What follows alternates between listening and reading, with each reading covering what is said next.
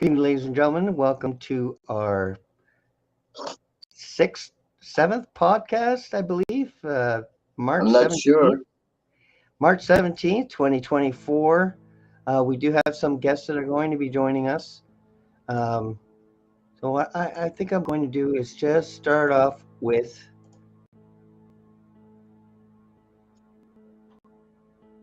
are hosting this historic event.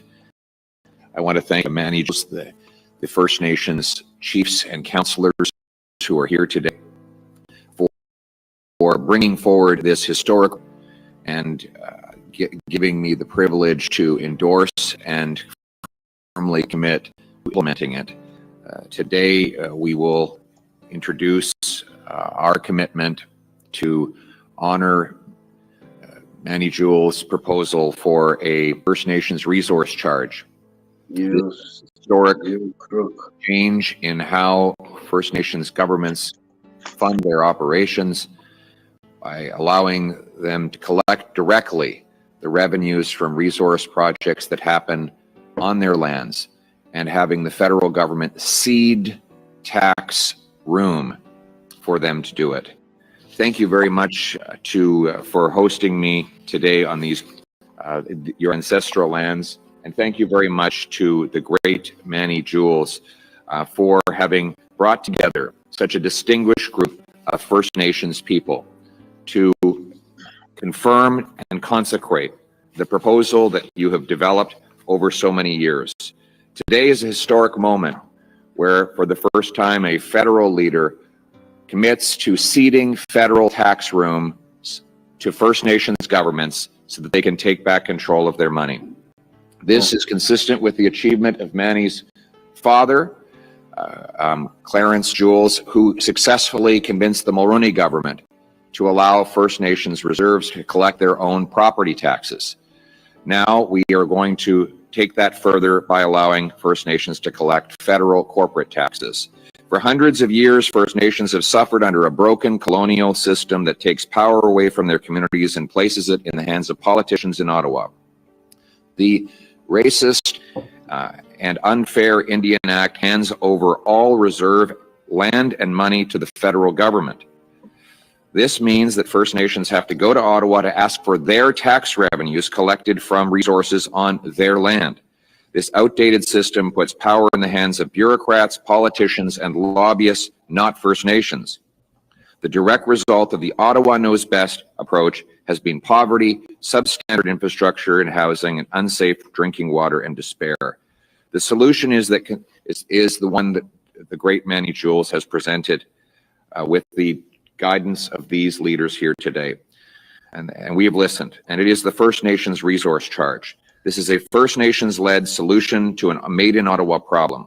First Nations and the First Nations Tax Commission developed the plan, brought it to Conservatives, and today I announce that we have accepted it.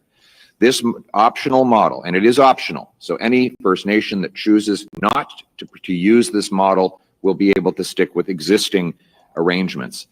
This optional model will simplify negotiations between resource companies and First Nations so that we don't have to waste years and years and years on new negotiations, reinventing the wheel every single time there's a new proposal. It will create a simple model that allows the business to pay tax directly to the First Nations and receive a 50% refundable tax credit. I want to thank you for the 50-cent handshake. It's interesting that the tax credit that you designed, Chief Jewells, is a 50% tax credit. So 50 cents of every dollar paid will go directly to the First Nation government under your arrangement, which we have accepted. This will not preclude any community from continuing to use other existing arrangements, such as impact benefit agreements. It does respect the duty to consult found in the Constitution, and it upholds all treaty rights. Putting First Nations back in control of their money and letting them bring home the benefits of resource development will get faster buy-in for good projects to go ahead. In other words, more earnings for grassroots First Nations communities, not Ottawa gatekeepers. Those earnings will mean paychecks, schools, clean water, hospitals, and other wonderful opportunities. Only common sense conservatives will fight for real economic reconciliation by supporting First Nations taking back control of their money and their lives. In conclusion, I want to thank the many leaders around this table and honor the thousands and thousands of years of ancestral history that you bring to this table. It has been said that there is a contract between the dead, the living, and the yet to be born, those that were, those that are, and those that will be. No Canadian can match the incredible longevity of the ancestral and cultural traditions that all of you bring to this table. I can only trace my ancestry back a few generations. You can trace it back thousands of years.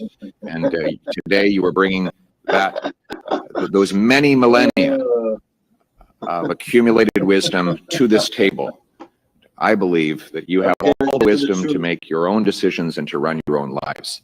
I am but your humble servant, and I am honored to be here to serve with you today. Yeah, Puppet. I have to jump in here for a second, please. And he said McWitch. Yeah, well, I'll have to tell you. First of all, Paul Polivier is, and Jagmeet Singh and Trudeau are the same dragon, three-headed dragon, all executing Indian Act and UNDRIP, okay? And here he's deflecting one thing from another, not mentioning UNDRIP, but talking about Indian Act. But the fact is, Polivier is on the WEF members committee, and so is the top chief counsel of all councils in Canada, including the Ontario chiefs and councils that signed with WEF and promote the reset and UNDRIP, like from Ontario to the east, like the Arctic, Manitoba, Saskatchewan, Alberta is holding on strong still, but from northern Alberta all through BC, Northwest Territories are also being bribed by Jagmeet, Trudeau, and Polivier as we speak. Just like the Yakima tribe in the Washington state is being now bribed by Bill Gates, as WHO is also grabbing lands. So there, and I saw Jagmeet Singh just a week ago in person. I went and to see him in person. Of course, he deflected the subject, did not want to talk about it, but he was shaking hands with Daniel Arbour and David Abbey there, the Premier of BC. Daniel Arbour represents the First Nations people in BC on Vancouver Island, and like the Comox and Kukuklum tribe, they are on the United Nations. They are promoting UNDRIP, and they are accepting it all, just like the Indian Act, you know. I have no idea. I know some personally, and we cannot find common ground. Not if they're, you know, endorsing UNDRIP and United Nations. They're all corrupt around here. So I had a talk with David Arbour in person. I made a connection with David Abbey and his office. I kind of got them mixed up, thinking that I am trying to align with them as a freedom fighter in British Columbia. They know about me. They told me right away they know who I am. But I got somehow into the committee. I get phone calls once a week. They speak with the public. David Abbey and his other people there in the office. We are in a Zoom call once a week, and we talk about all these issues.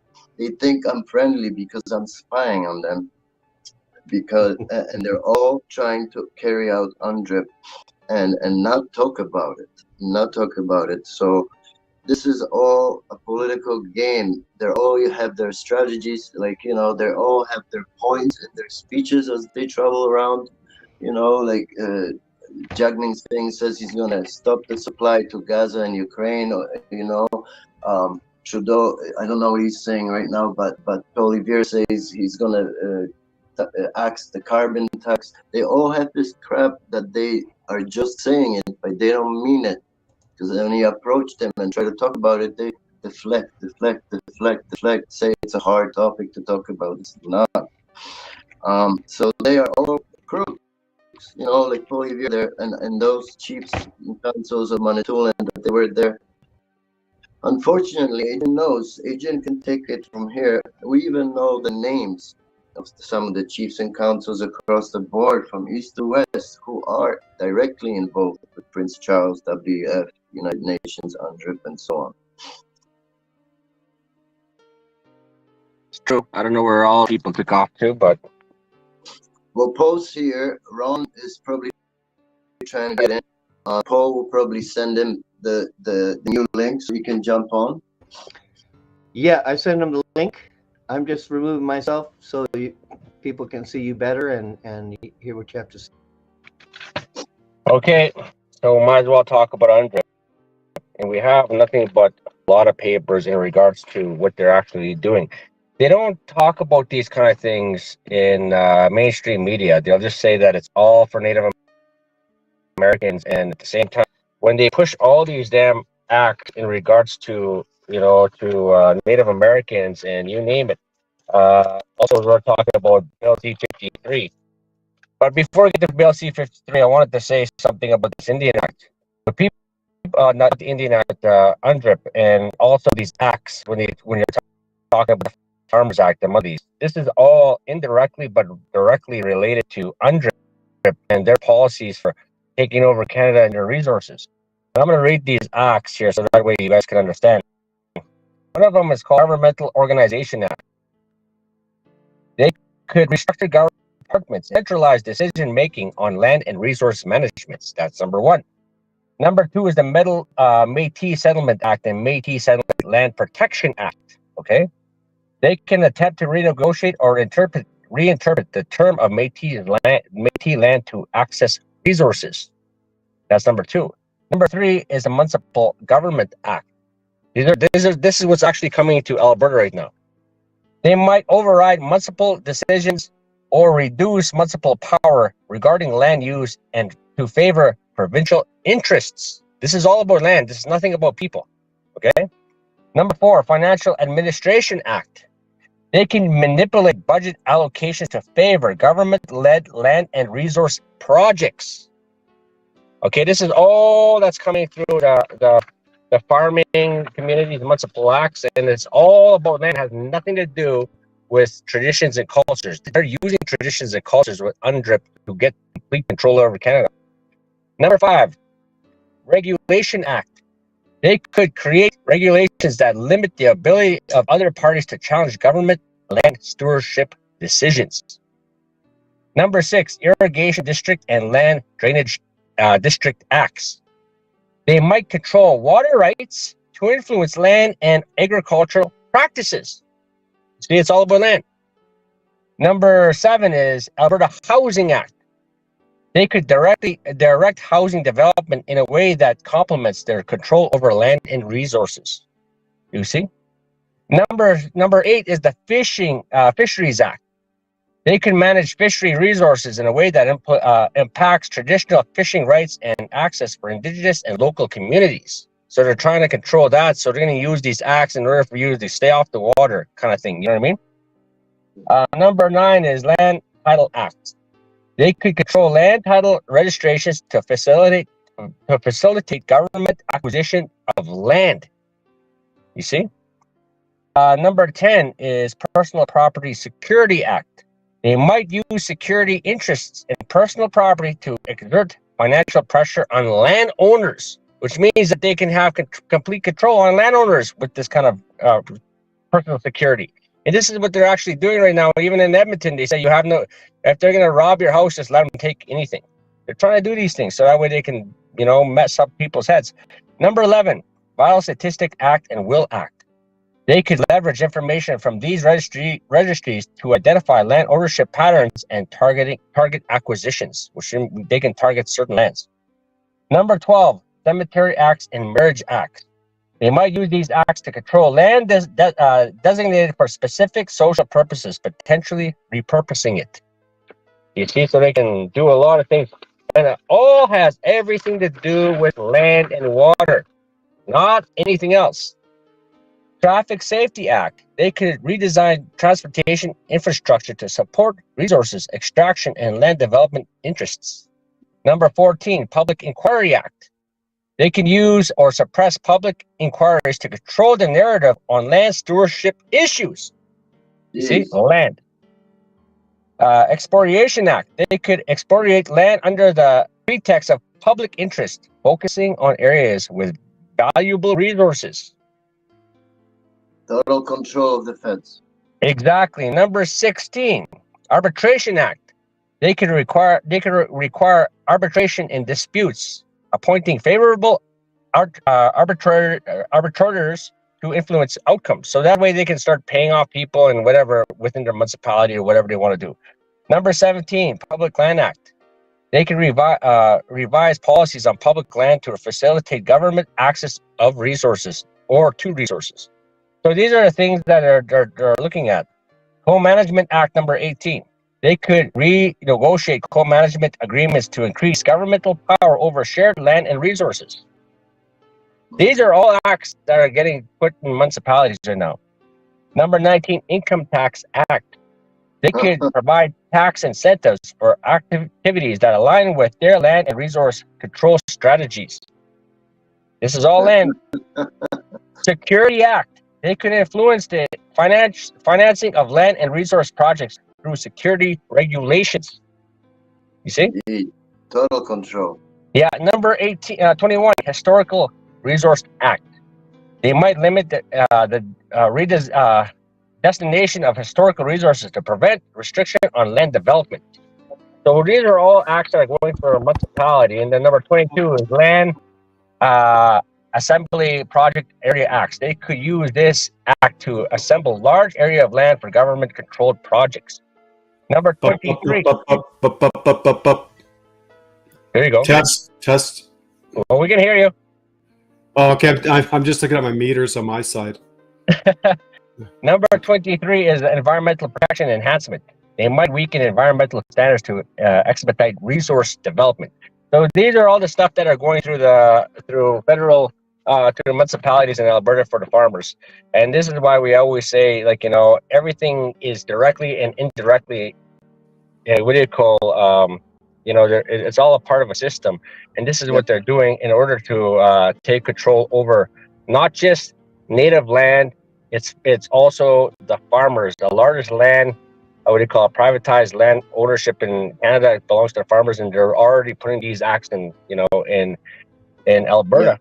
And so these are the things that we have to look at. So the Indian Act has also been changed as of September 20th. We're talking about that with Bill C-53, how they're going to use, and this is where we said, I'm not going to put this out there. I might as well say it the way I have to say it. They're using these identities, and they put identity politics. They made us all indigenous. That's not correct. I'm Native American Indian. It says so on the treaty. Métis means a block of wood. It means you're from the land, but your roots got chopped off. And Inuit, they're from that section, but they're also Denmark, all the way around the Arctic Circle. They're not Native American. They're their own unique people. We want people to understand that, and now they're trying to put us all into one. They're trying to give treaty status to all three. And why? There's over 11 or 1,200 nations of Métis, and most of those Métis underneath Bill C-53, they are not governed by the Indian Act, such as us. This is why we can't have big corporations on reservations, because in 1994, they said, when they came to our school and they're explaining these things, if we had complete sovereignty without all these policies, or Chev, Bombardier, everybody come into our reservation, set up shop. But the problem is, if we do that, we start getting that money, that tax, just like what he was saying, all that tax, and we could start buying land back, right? And in 25 years, we would own Canada with 643 bands. That's why they said they weren't going to allow it. And that's why it's a part of the Indian Act. And that's why we are not allowed to do these things. But the Métis, they don't have an Indian Act. So if they acquire these lands, what are they going to do? They could sell them. And if they take the 1/3 treaty from the Native Americans, 1/3 treaty from the Inuit, and Métis having the largest, tribes that they say they have, they can theoretically take 80% of Canada just on those treaties alone. Wow.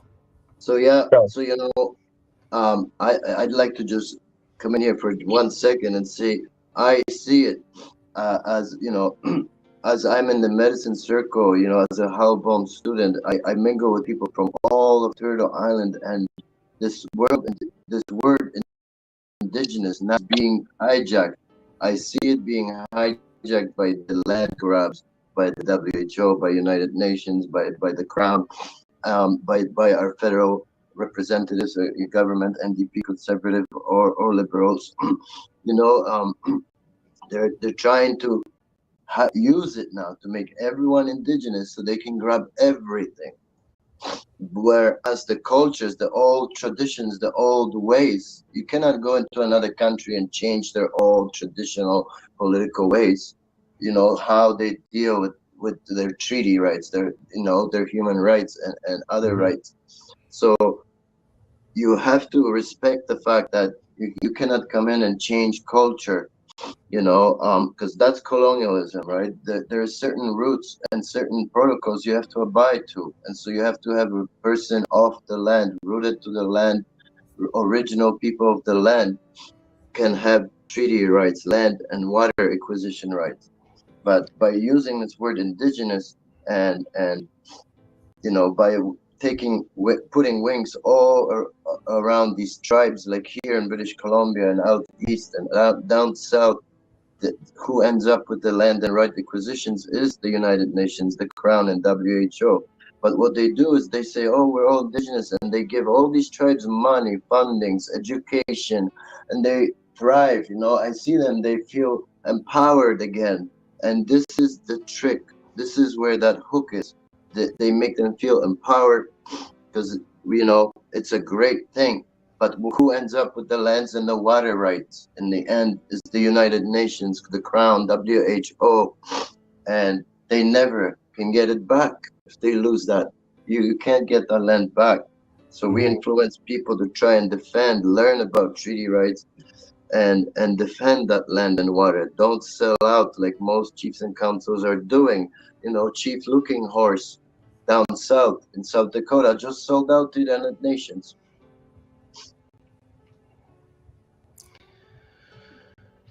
Yeah. Well, So Ron, I had to underline that, as hard as it may be, the truth is important. it is important. Now, Ron was If we talking give about, everyone rights, then the original people of these lands lose their rights. You understand that? If you can't go into Poland, my country, and give other people rights to their lands and waters. It won't happen. And that's normal. That's only normal and respectful. Ron was talking about Article 26, and I think Adrien was touching on that as well. Ron, if you want to chime in on Article 26, I've got it up here for you. Yeah, sure. Okay, so yes, the United Nations, they created this document. It took 20 years in the making. It's been a long, drawn-out process. It's all about the rights of the indigenous. The document here that we're looking at doesn't define who indigenous is. And it's a UN globalist buzzword. Indigenous, if you look it up, means native to the land. What's the other one? Yeah, basically native to the land or born of the land. That's what it is. Yeah, or if you have 1% or something, yeah. Yeah, so what this is going to do is it's going to, affect things in radical ways. But anyhow, so Article 26 is what the lens that you have to look at the whole UNDRIP document through, because when it talks about cultural rights or it talks about any of these other things that it's not that long of a document really, and it's just let's see, where is it? It's just a thin little document, right? But it's so open-ended that it's just going to be an absolute bombshell. Yeah, if you go back to 26 there, so 26 is a lens you have to go through. It says the indigenous peoples have the right to the lands, territories, and resources to which they have traditionally owned, occupied, or otherwise used or acquired. So, so these indigenous, if they say that they've used it, they can actually, have right to it. So ultimately what they're trying to do here with this whole thing is they're trying to destroy the whole idea of anyone having owning property, because the World Economic Forum has stated by 2030 you'll own nothing and be happy. And this is just another salvo in order to be able to do that. And it's through the United Nations, because the United Nations, they have their UN Agenda 2030, which, when the World Economic Forum says that you'll own nothing by 2030, they're basically the corporate, entity to deal with UN Agenda 2030 goals, and the UN is more the political side, right? And so that's what's going on here. And actually is very interesting. I wonder if I can pull that up. David Menzies, Rebel News, they did an article there, a show, and David Menzies was talking to these people who claimed to be Indigenous, and they were in Nathan Phillips Square, right in downtown Toronto, and they had their tents in a circle, right? And they were there for quite a while, but they weren't being escorted off the property or anything, you know. But David Menzies was. He was being trespassed for interviewing these people. And so then one of the ladies comes up to him and she says, "This is my Indigenous people, or Indigenous, yeah, these are my Indigenous people, and this is my Indigenous land. You know, how dare you come in here and, you know, disrupt our sacred circle, you know?" But she doesn't look like she's North American Indian. She looks like she's African. And then the other guys who are part of her Indigenous group were some white guys and other people, you know. Yeah. So that's where it's going. It's so open-ended, and yeah. So UNDRIP, you know, is a UN document, has no status in Canada on its own, but it's the politicians who are bringing it in. BC adopted it, you know, at the end of the 2019 federal election.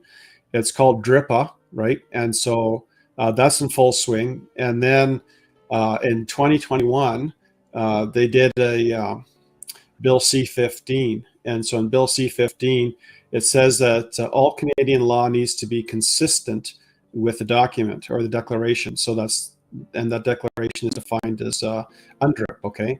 So that's what's been going on. And then we had David Lamenti.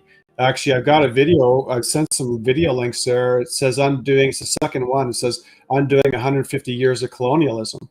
So he's talking about how, you know, Bill C-15 had passed, and so they worked hard, you know, in the last couple of years to do this, and now they want to do 150 years of colonialism. Indigenous leadership pressed us to work together to deliver an action plan in 2 years, and C-15 at the time was amended to do that, and we made it, and we made it. This is a transformational document that holds potential and opportunity beyond the words written within its pages.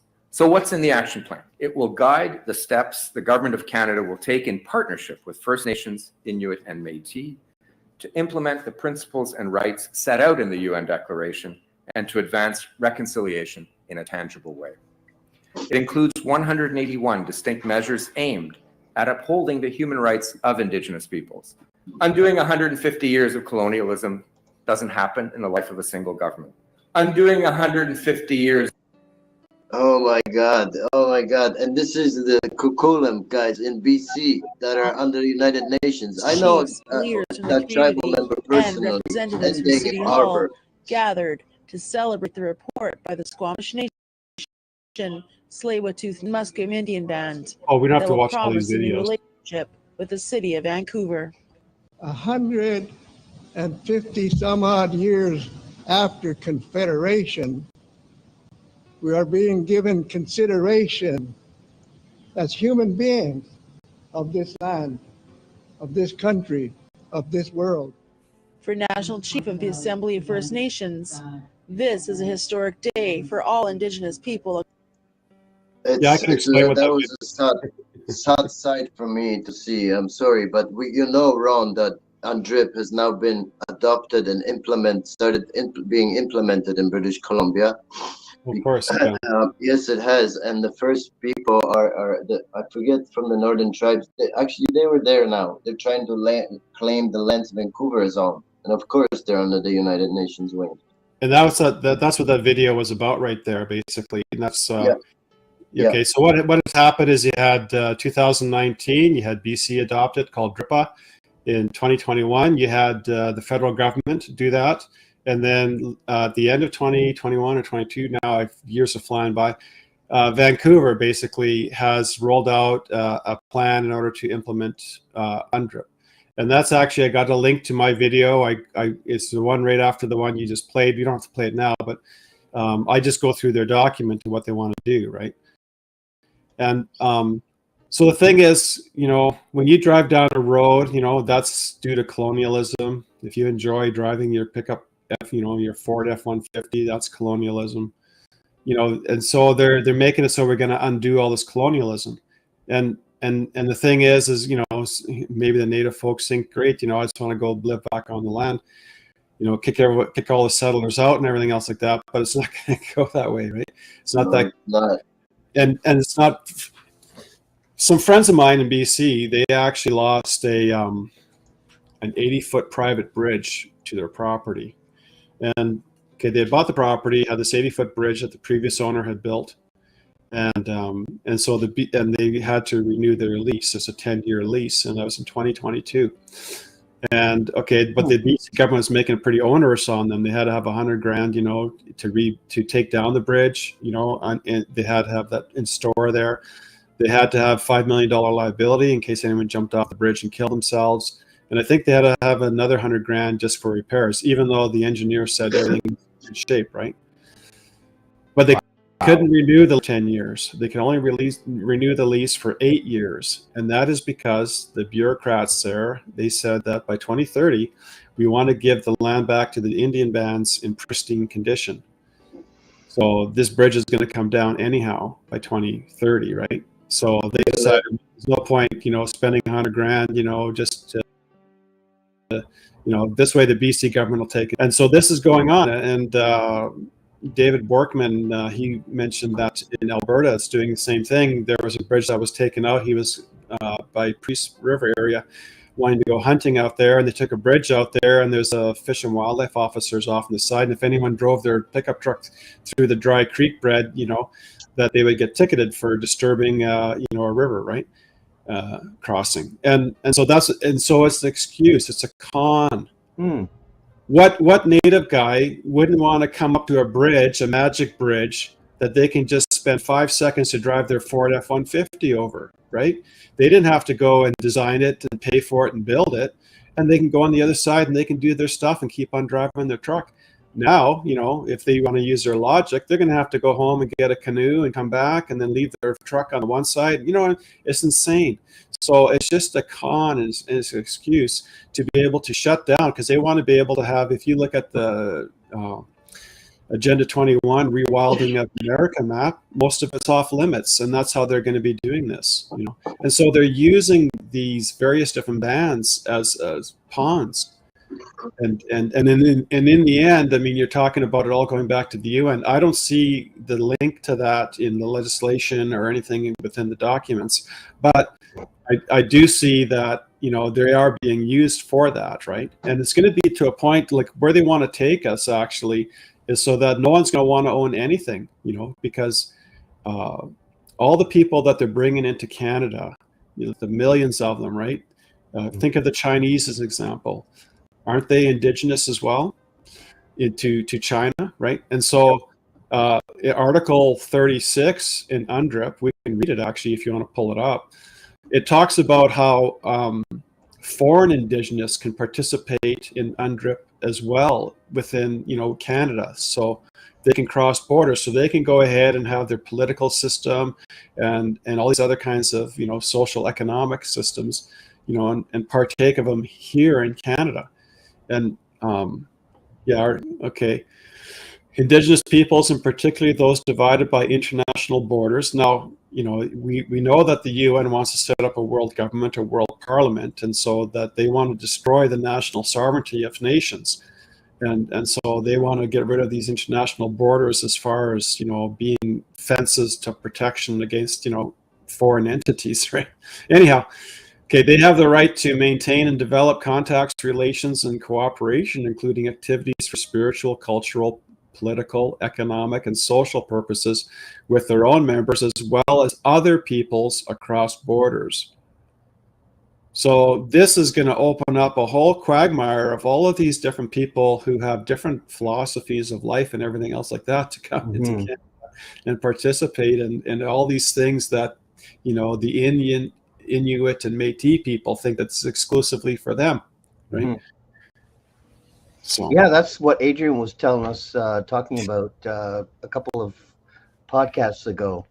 He touched on UNDRIP and simplified it so everyone can understand it clearly, what it's going to do to expand the word Métis to include everybody. There's this big net that anybody who's there is included and can just claim land and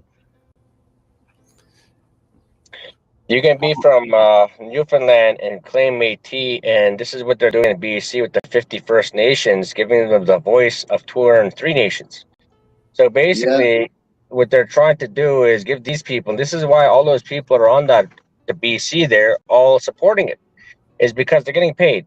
And when I came down to River Creek Casino with the people of the Salmon, listening to Nolene Villebron, who is Métis, by the way, if she claims Métis, she's not a clan mother. That's what I'm going to say, and I'm not here to hurt anybody's feelings. If you're Métis, it's impossible to be a clan mother. But she's using that. These are the kind of things that they do, and then they bring these people from BC, all these hereditary chief and councils and chiefs, and they said $6 million signatures. $6 million signatures. Standoff, Alberta, that's where they have their bank there, $6.5 billion or $6.4 billion is getting sent off over there. Cowboys, people of the Salmon, as a part of that. Rice Lounder, she is a white woman, and she's saying she is indigenous, and she's saying she's a clan mother. She is not a clan mother. At the same time, too, you're looking at Po' Boys, who is, might as well call him Gray Cloud or Gray, Gray Owl, just like what they used to do with that fake guy that was acting like a Native American. They're using these blood lineages to manipulate these people over there, and they're working with, what are those guys called again? Kingdom of Hawaii. You guys probably heard of that aspect too. Kingdom of Hawaii, they're also coming here as well too, saying that they have stakes and claim to Canada. Now, all this is in relation to that pipeline that came through. And that pipeline in 2015 was shut down when they put that pipeline through BC, and those Native Americans stopped it with the help of those environmentalists that were paid by George Soros to stop it. Yeah. The pipeline going towards BC, they made that whole cove into a bear sanctuary, and then they bought and killed that pipeline. That was Justin Trudeau. So when you look at all these major actors, and I'll say something very controversial, where did that 100,000 emails come from? NDP to the trucker convoy. So I'll say it, and I'm not gonna care if anybody hears it, because I was a part of it, and I'd seen from the Cree Nation. All that was it was political theater to invoke that emergency act for a reason. This is why we have Bill C-15, Bill C-18, all these bills getting pushed in the middle of the night. That would never happen if it wasn't political theater. And they knew this in 1982 when they bring that emergency act in. That's how they're going to instill it. Same time they bring FSIN, Federation of Saskatchewan Nations, that controls 72 bands in Saskatchewan. They made that apparent that one chief will rule them all in every territory. For that one reason, why they're a part of, that's why the Perry Bellegarde is a liberal.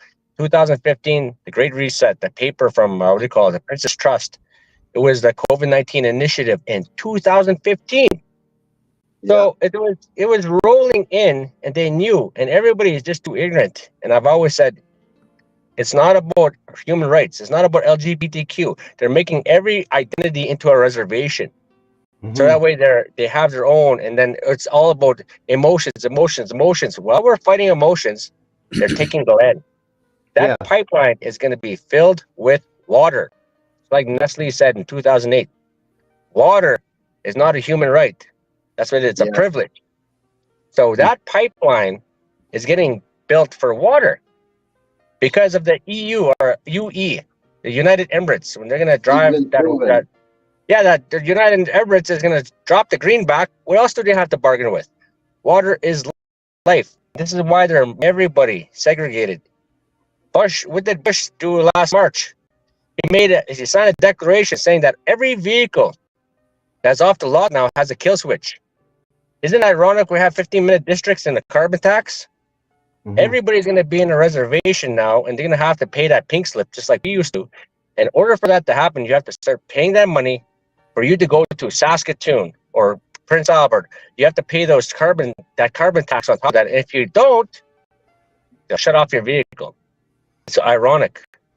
You can see the whole system play out, and the only thing that they're really scared of is nationalism. That is one thing they're scared of: nationalism. Yeah, I agree. Yeah, and the names. Me and Adrien actually, we've seen the people in person, like those corrupt chiefs. Like people of the Salmon, Rice Lender, the clan, fake clan mother, and the safe acclaimed chief, Popoys, people of the Salmon, David Quinn, you know, another white dude, you know, looks like just a white biker, really. And here around my area, in British Columbia, North Island, Vancouver area, you can buy a Métis status card for $50 in Courtney or Comox, you know, and it's mostly white people who stand with the banners, you know, and say, wow. So, yeah, and, you know, it goes through the whole board of chiefs and councils, and Terry Bellegarde, who signed with them 2015, you know, J.D. Anderson, and so on and so on. So All the right, key thing, sorry, Rod, go ahead. You know, the key thing is this has been going on for a long time, and it's all done behind the scenes, and here we are. You know, most Canadians don't have a clue what's going on, and that's the whole thing. If we can get people to understand what this really is, even though they're watching the land declarations, you know, on national TV with the National Hockey League, right? They're doing it. They did it with the Oilers in Edmonton, and they did a puck dropping ceremony in Calgary and everything else, and people are just getting acclimated to it, you know, but they're not understanding what the whole end goal is, and we're deep into it, you know, and once these new agreements are made with all these different bands and whatnot. Like there was a Métis chief actually in Calgary. They had their Calgary Regional Planning Board. You know, it's Calgary with the 2 counties surrounding it, and the different towns are all represented. And he was from Red Deer, and he said basically their land goes from Ponoka all the way down to the southern border. So you're going to have all of this mishmash of all of these different things, you know, just going to be a big fight of whose land it is. And oh yeah, it's going to get radical. Yeah, that's what they want. I noticed on your video here, it's 17 minutes. I don't know if you want me to play this, but it pretty much is like an afterthought that Vancouver City has owners now, new owners. Yeah. So that to me is one of the biggest proof texts. We don't have to play the video. I mean, it's too much to play. I can just describe it. But sure. But so yeah. So that's one of the proof texts. I mean, is that Vancouver, the city council has said that the Squamish, Tsleil-Waututh, and yes, what's the other band? I forget. Musqueam. Okay.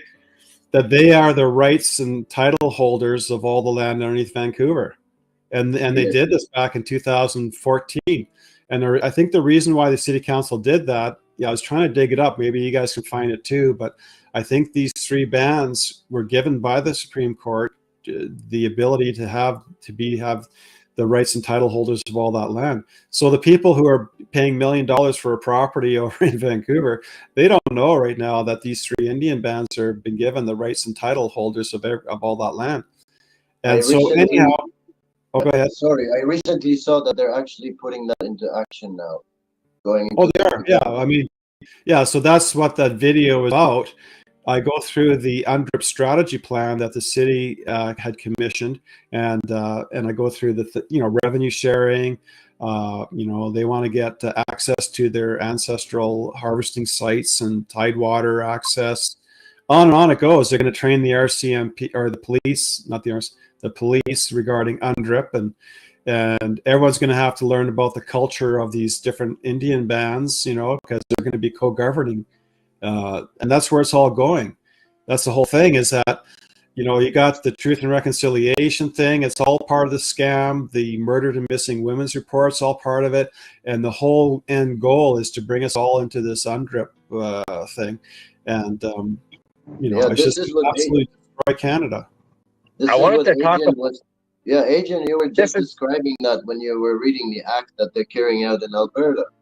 There's a lot of acts and municipalities, but I wanted to explain. Yes, you are 100% right. In 2008, I made 6 pages. They were called Murdered and Missing Indigenous Women.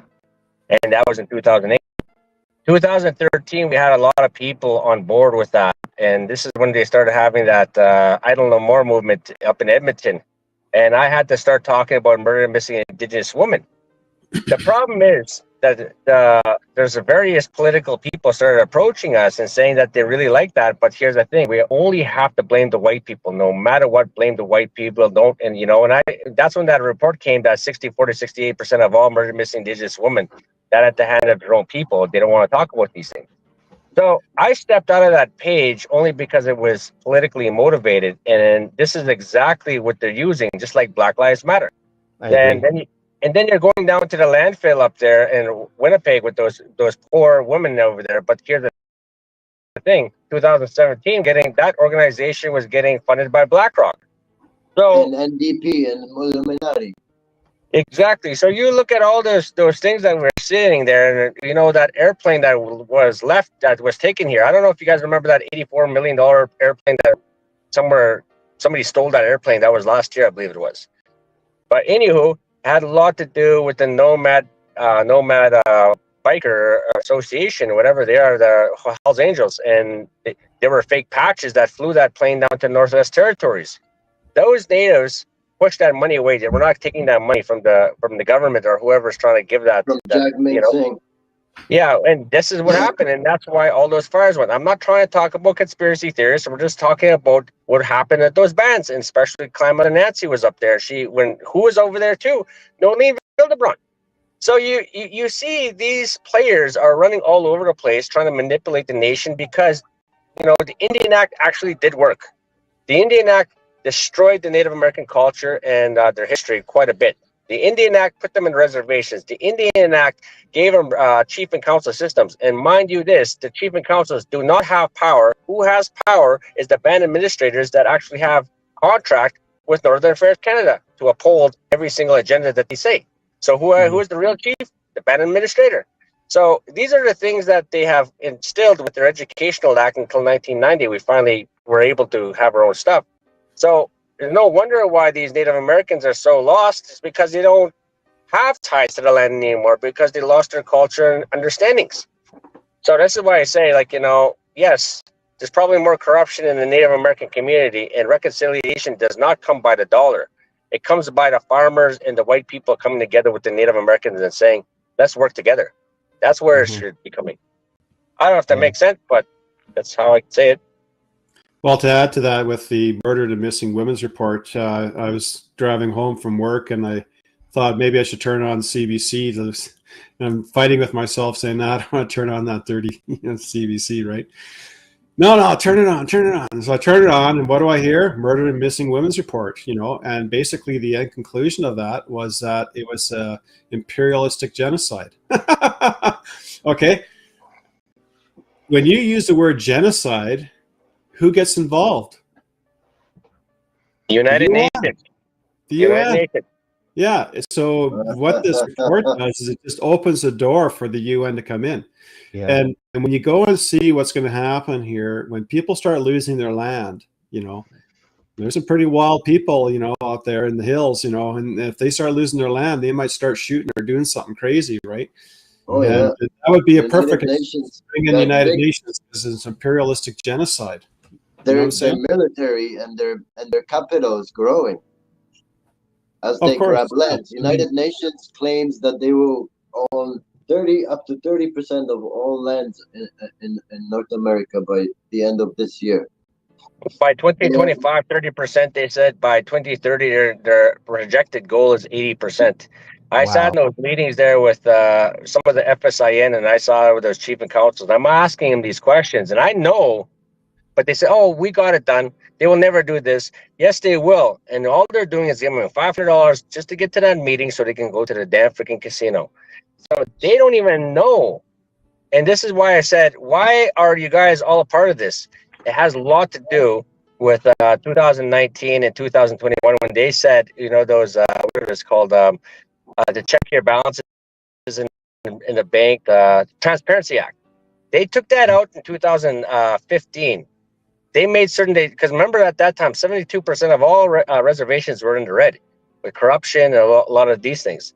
They made it certain. Justin Trudeau said, we'll drop the Transparency Act that Stephen Harper bring in. And that's when they bring all by the truckloads. And then they made, when COVID-19 came, $250,000 went to every chief just to get those things implemented. Why? Because they wanted to kill the knowledge keepers. And now we had, what is that, 110 elders in a reservation. Now there's only 11. Mhm. Go figure. You know, there's a lot of things that they're doing in order to take over the land. And they're trying to, and I'm not being a conspiracy theorist because it's already been proven. They've Yeah, been they're- doing this from They day are one. afraid. They are totally afraid of the knowledge keeper and knowledge keepers of ancestral knowledge and stuff like. They're totally afraid of them. They're very sneaky. They're deceptive with their titles to their acts and their bills. Just like the Patriot Act has nothing to do with patriotism. In fact, it goes against patriotism or the patriots. And Canada's the same. We're basically under attack. That's what it is. Yes, we are. Very sophisticated, Yep. very well planned. You know, Mhm. probably AI driven by now. I don't know. Yeah, But really, yeah. the It is thing AI is driven. that it wouldn't have any hold upon us if it wasn't for corrupt politicians, corrupt chiefs, Chief Counsel. those in power, the courts. You know, if these people weren't going along to get along, or if they know what's really going on, I think most don't. You know, they're all compartmentalized. You know, I agree. Justin Trudeau would like know. the band councils, Adrien was describing, who's the real chief, like the Daniel Arbor, who represents the Comox and the Qualicum First Nations on North Vancouver Island here, right? So who's the real chief? Daniel Arbor. You know, it's sad. It's sad for me to see the elders so lost, speaking out in those videos. But Ron is right. It's all compartmentalized. So you feel privileged because you get this information that no one else gets. So there's kind of an elitism that's being bred within the system where they feel special, important. Oh yeah. I'm part of the club. Yeah. Yeah. I remember I was talking to a fellow who had hired me into pipe fitting, and I was applying for a job in 2019 actually, and I talked to him about the PPC and stuff like that. Mhm. And he said, and he's a native guy actually, smart guy, and he has a nice company there. He's pipe fitting company, and he said, Ron, in 10 years we're going to get the land back. And I didn't know I didn't know anything about that UNDRIP stuff or anything. And I was applying for a job, so I didn't say, what are you talking about? That sounds ridiculous. But and so he said, Ron, I'm way more connected than you are. In 10 years, we're going to get the land. So, it appeals to people's, pride, maybe selfishness or revenge, a lot of those dirty settlers that came in and stole land, and then, and all that kind of stuff. But then what it's going to do is because the thing is, what stands in the way of setting up a new world order, a world government with the UN, basically, is, Western civilization. Right, because we're more free. We're not under dictatorships, and we can go and protest, do all that kind of stuff, or vote out people. But that's why we're under attack, and specifically, the white man is under attack. If you go and just open your eyes, you can see it. Like when they go and do the, the Hollywood Academy Awards and these kind of things. There's all these derogatory, statements about the whites. And that's what they did in Rwanda, right? The Hutus and the Tutsis, right? One had big brains, the other ones had little brains, and they're cockroaches, and finally you go and kill them, right? And so this whole Truth and Reconciliation, I mean, that was going on in South Africa, and then they finally said, the defense minister, I think it was, he said, we've had enough of Truth and Reconciliation.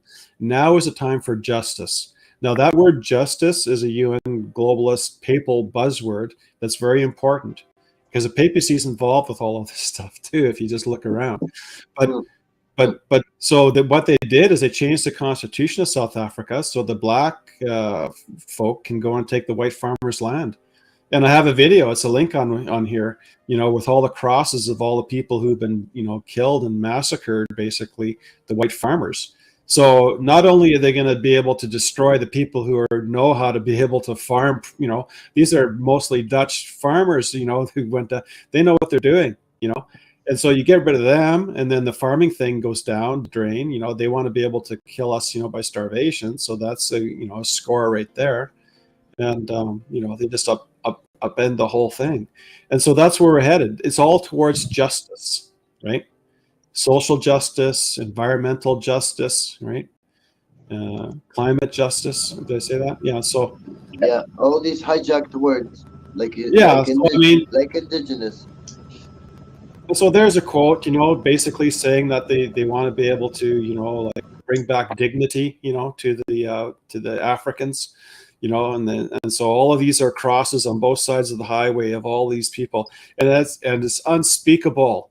Wow. What is done to those people before they kill them? They rape the women on the tables in front of the people, and they'll cut them up, and just unreal. Because I listened to a Dutch farmer in South Africa pleading years ago. This is quite a few years ago now, saying, "Hey, man, they're just massacring us." All politically driven. That political and racial divide. Well, yeah, for sure it is. Yeah, I mean, but anyhow, all fueled by the government. Well, yeah, I mean the higher powers. The thing is that, okay, how do you stop this? It's so far entrenched now. I think that because agreements, I think, have been made with all these different bands of land settlements now, because of UNDRIP in BC and across Canada, that the Constitution, 35.2 of the Constitution, will protect those agreements now. So I think it's like the thing we have up in Nunavut or the Inuit or up there, right? Yeah, the agreements that you're not going to be able to undo those things very easily now. The only way you could probably undo it is if you had a government. That's why I ran for the PPC, because it's not a globalist system. But if you had a PPC majority, let's say, and they were to educate Canadians through the CBC and say, look, we are under attack, and that we have to roll back all this stuff. So any agreements that have been made, through Bill C-15 or DRIPA through, these need to be rolled back. All of this stuff is an attack upon our country, right? And but you won't get that unless you have a majority government doing that. So because these parties, they're not going to go and tell you what's going on, and that's the thing. No. Article 41, the organs and specialized agencies of the United Nations system and other intergovernmental organizations shall contribute to the full realization and provisions of this declaration through mobilization. Wow. So they're... Yeah. Well, so there you got the UN having their hands all over it. Look at Article 46. 26? 46. 46. All right, yeah. Let's see here. 46. Yeah, so this is just, I call it a weapon of mass destruction, is what it is. And they're going to, play on the hearts of, the people saying, oh, we stole the land, we got to do something about it. Mm-hmm. You can't unroll everything back, and then, you have to start where you're at and figure something out. That's the whole point. So Article 46 says that nothing in this declaration may be interpreted as implying that any state, so Canada or Alberta or BC, people, group, or person has any right to engage in any activity or to perform any act contrary to the Charter of the United Nations. Whoa. Wow. So I was telling, this puts us under the Charter of the United Nations, and I talked with Brian Peckford. He was the last signatory who's living for the 1982 Charter for Canada, right? And I said, Brian, this is going to put us under the UN Charter. He says, no, because the Canadian Charter is still the top thing. And and I agree, that's true. But the thing is that it's laying the groundwork for this to go down, right? That's the whole point. So the UN's attacking us, and people are going with it, and people, need to get educated and stand up against it. Well, this is a pretty strong one, though. Well, Justin Trudeau is doing his job perfectly, right? Yeah. Yes. You all see, I think, how deeply, infiltrated and how deep this operation is.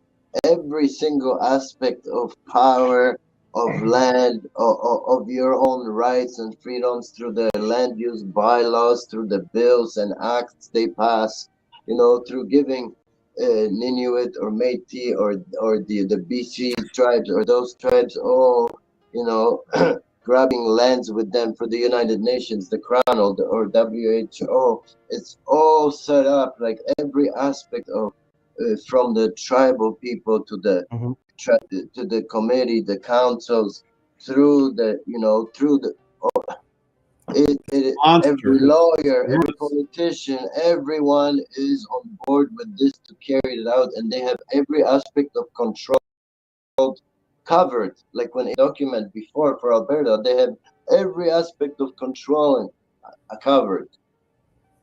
Yep. Everything about land. Article 46 cut off there on page 28, so we'll go all through it.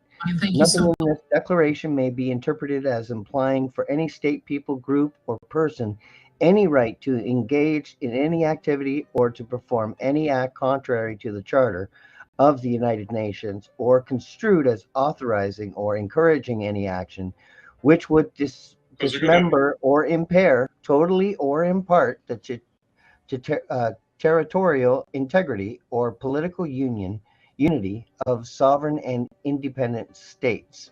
Now there's a part 2 here. In the exercise of the rights enunciated in the present declaration, human rights and fundamental freedoms of all shall be respected. And they like Those using human rights would be the UN definition of human rights. yeah. The exercise of the rights set forth in this declaration shall be subject only to such limitations as determined by law in accordance with international human rights obligations. Any such limitation shall be non-discriminatory and strictly necessary solely for the purpose of securing due recognition and respect for the rights and freedoms of others, and for meeting and the just and most compelling requirements of the democratic society. I don't know if this is the last part. The provisions set forth in this declaration shall be interpreted in accordance with the principles of justice, democracy, respect for human rights, equality, non-discrimination, good governance, and good faith. See, all these words sound wonderful. Yeah, they always do that. Every bill they pass. The word of democracy, and here's the funny thing too. When you're looking at the Bitcoin and all this bit emergency, you know, the emergence and everything with the monetized system, it's all a leg of control. That's why I'll never, and I know there's a lot of direct democracy. I'm not going to go against anybody in the aspect of things, but I'm going to say you don't have control. They always say that you have your complete control with this app and everything. That's bullshit. They're already taking over the internet and everything like that. And I'm going to tell you, no, the truest form of monetized system is still with the cash. You know, you have that aspect of things, but what are they going to start doing? I mean, there's a lot of bit models out there that are trying to do. They're trying to bring this in, and I know it has a lot to do with the Asman Nation. And I sat in those meetings in the background, listening to it. They're saying you have complete control, your sovereignty over you. No, that's bullshit. It's still United Nations. It still stinks of United Nations, and that's the aspect of monetized system within these acts. They still have control over you. It's like what they did in the SERB, and then underneath that section, when they told me, "Here, we'll give you $25,000 or $50,000 because you're a business owner." Underneath there, I took it to my lawyer. They said, "Now, if you take this money, I'm not saying anything." They said they might be able to get into your bank account because of these things and this thing. It says, "I'm not really saying I'm not, but this is what it kind of looks like." I said, "Well, there you go. Another United Nations bullshit." You know what I mean? Because they want to control everything. This is how they're doing it. 15-minute districts. They're taking over land. They're taking all this. They're taking over reservations. These things at the end, land. Not about our identity. It's about land. And it's I don't a know. huge operation, you guys know, and all the lines go back to, in my opinion, to the WEF, to the Vatican State, the Israel State, the Crown, and the Pentagon State, the United Nations. All roads lead there. And our three-headed dragons, Jagming, Olivier, and Trudeau carrying out the UN UNDRIP agenda, all individually, everywhere, all over Canada. Ron, you're right about that one thing I want to say. Sorry about that, Paul. You're right about one thing. They are after the white populace to destroy them. And this is what I've said, why me and Dave Dowd were talking about. We bring cowboys and Indians together. That's what they hate. They hate the fact that we're right beside each other because Like I said, Nihiao means native. Muniao means a white man, but Muniao means not people not like us. Nihiao means Yeah. people like us. Now these farmers are starting to see what's going on. They're losing their lands. They're becoming like us, and they're starting to see. Finally, they're starting to see what's going on. And this is why we say, how do you stop that? Reconciliation, not by the dollar. Reconciliation is coming and shaking hands, and that's why I said, Dawud, we will not walk with people who do not state white pride. And it has nothing to do with racism. It has everything to do with, why can I say Native pride? Why can they say Black Lives Matter and everything, but they can't say White Lives Matter? Because they're after that aspect. They want to crumble the system, and now they're using these Native Americans with these white saviors on TikTok and these everything. Hate the white man, and the white man is saying, yeah, hate us because we did these things. No, you're not bridging these gaps. Yeah. You know, that's why every day in my ceremonies, every day for the last few months, I've been saying I'm a proud Polish Canadian white straight man. And you better all be proud to be white, black, yellow, red, green, blue, freaking brown, gay, because you're all creations of the Creator. And there is no place for judgment, but for humility here. And if you get your tongue taken from you, you'll never get it back. And that's what they're doing to the white man right now. Mm-hmm. Okay, we have a comment here. Let's see. Corey Falls. Let's see. I need to have an Aboriginal assessment on my land in Central Ontario before I can mine it. And during the process, right up to getting the lease and actually pulling out a single gemstone now, Williams Treaty, saving it for the future never pays off, clear cut it now. There you go. In 2019, I ran in northeastern BC, and there was a constituent there living way in the boonies, and they have a ranch that they have cattle, I guess. And they would approach the BC government if they could go and rent or even buy crown land around their farm, and they would get a reply back in, nice quick time and everything else. But the third time they did it, it took a year to get back. And they got the reply back, when I was running in the election in the fall of 2019. And it basically states that we do not know which Indian band will be getting the crown land around your farm. So you're going to have to work something out with them, either rent it off them, or a work share agreement, or maybe that you have, certain people from the bands, work on your farm or whatever. Work it out with them, and that's where we're at, and so what they're going to do is like with these land acts like we have in Alberta, different things, they're going to go ahead and put these bands as being the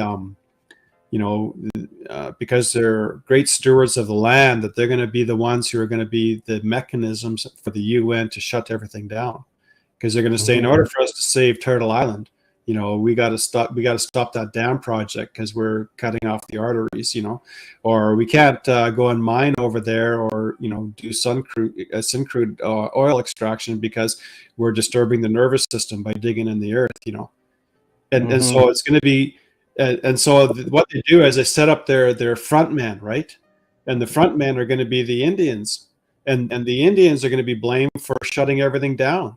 And it's going to cause war. Really, that's what they want to take us to. And so these people who are getting involved in this, their palms are getting greased pretty hard, and they're licking their lips pretty good, because of all the money that's going to come in. But in the end, the UN doesn't care about the Indigenous. No. I'll be as straightforward as I can. The only way anybody could ever stop this, it has to be a Native American leader to stop this and be honest and truthful about it with nationalism. And I say that, and it's not about anything else, but I say that only because of the fact that if it was anybody else, it would be considered racism. It would be considered, and they'll use that aspect of Native American blood to fight anybody else, and they'll still use the aspect of treaty. The only thing that's stopping United Nations from taking this land right now is to still the original treaty until we become indigenous.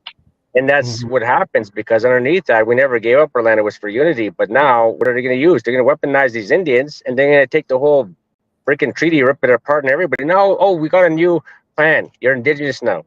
It's still manipulation. Yeah, absolutely. You know, in UNDRIP, it says that the original treaties will be respected. So I don't know. I guess I'm failing to see how it is that the UN is going to take the land at the end. I don't see that. But maybe you With can the Métis Nation, because they don't have no treaty, they don't have no land, only settlements. But in order to have a treaty, you have to have land acquisitions. They're gonna acquire land when they become treaty. So these 11 or 1,200 nations that are more than Native Americans, we have 643 registered in Canada. There's 800 and some recognized bands. But Métis Nation have more people. And on top of that, when they do check out Bill C-53.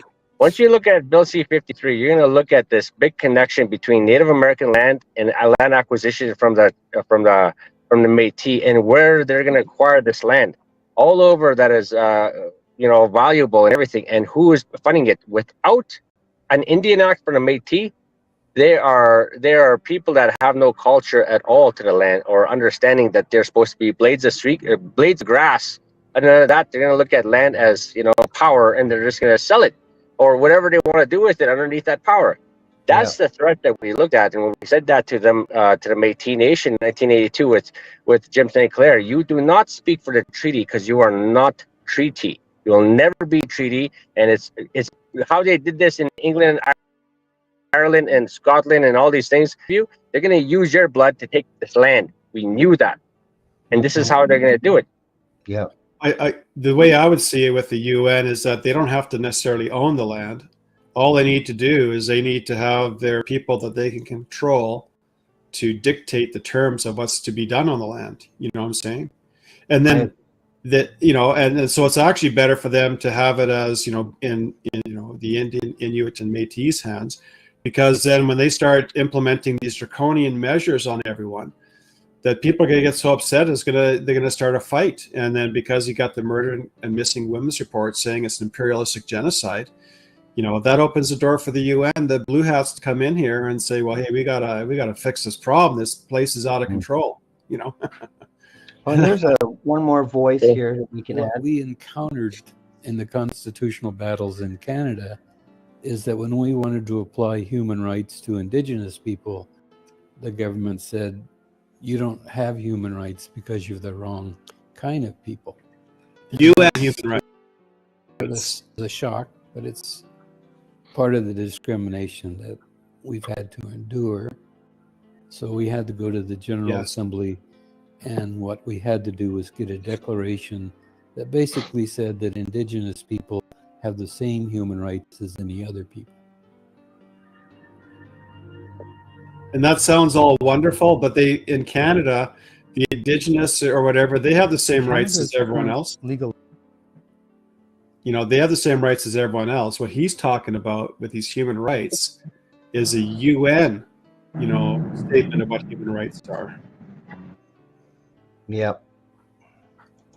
A video to pop up that would be good actually is in my letter that you had originally, like we tried doing the show 3 times. That's why I popped in there and trying to test my mic. I thought we were just getting ready for another show. But anyhow, if in the very first one you were reading my letter there that got sent to every MP and senator in Canada. And in there, if you just go down, there's a link. There's a second link actually, and there's a timestamp, and that's the David Menzies video. And when people would watch that, it just looks like it's just a crazy lady and a bunch of crazy people, doing some kind of activity over there in Toronto. But this is where it's going. This is where they want to take us. They want to take us so that there's actually a video. Let's see here. Remember what it's called? Well, it's actually it was a document that you had pulled up in the very first try that we were doing, and you're reading from it. Actually, it was the. Let's see. I tried finding it here on my computer, but I kind of lost track of that one. But you talk about the UNDRIP document? Yeah, you started reading it, and it's talking about. No, I forget the actual wording. It's the very first thing that you started reading. No, that's not it. There is another video that, well, people need to look at all these video links that I posted here, but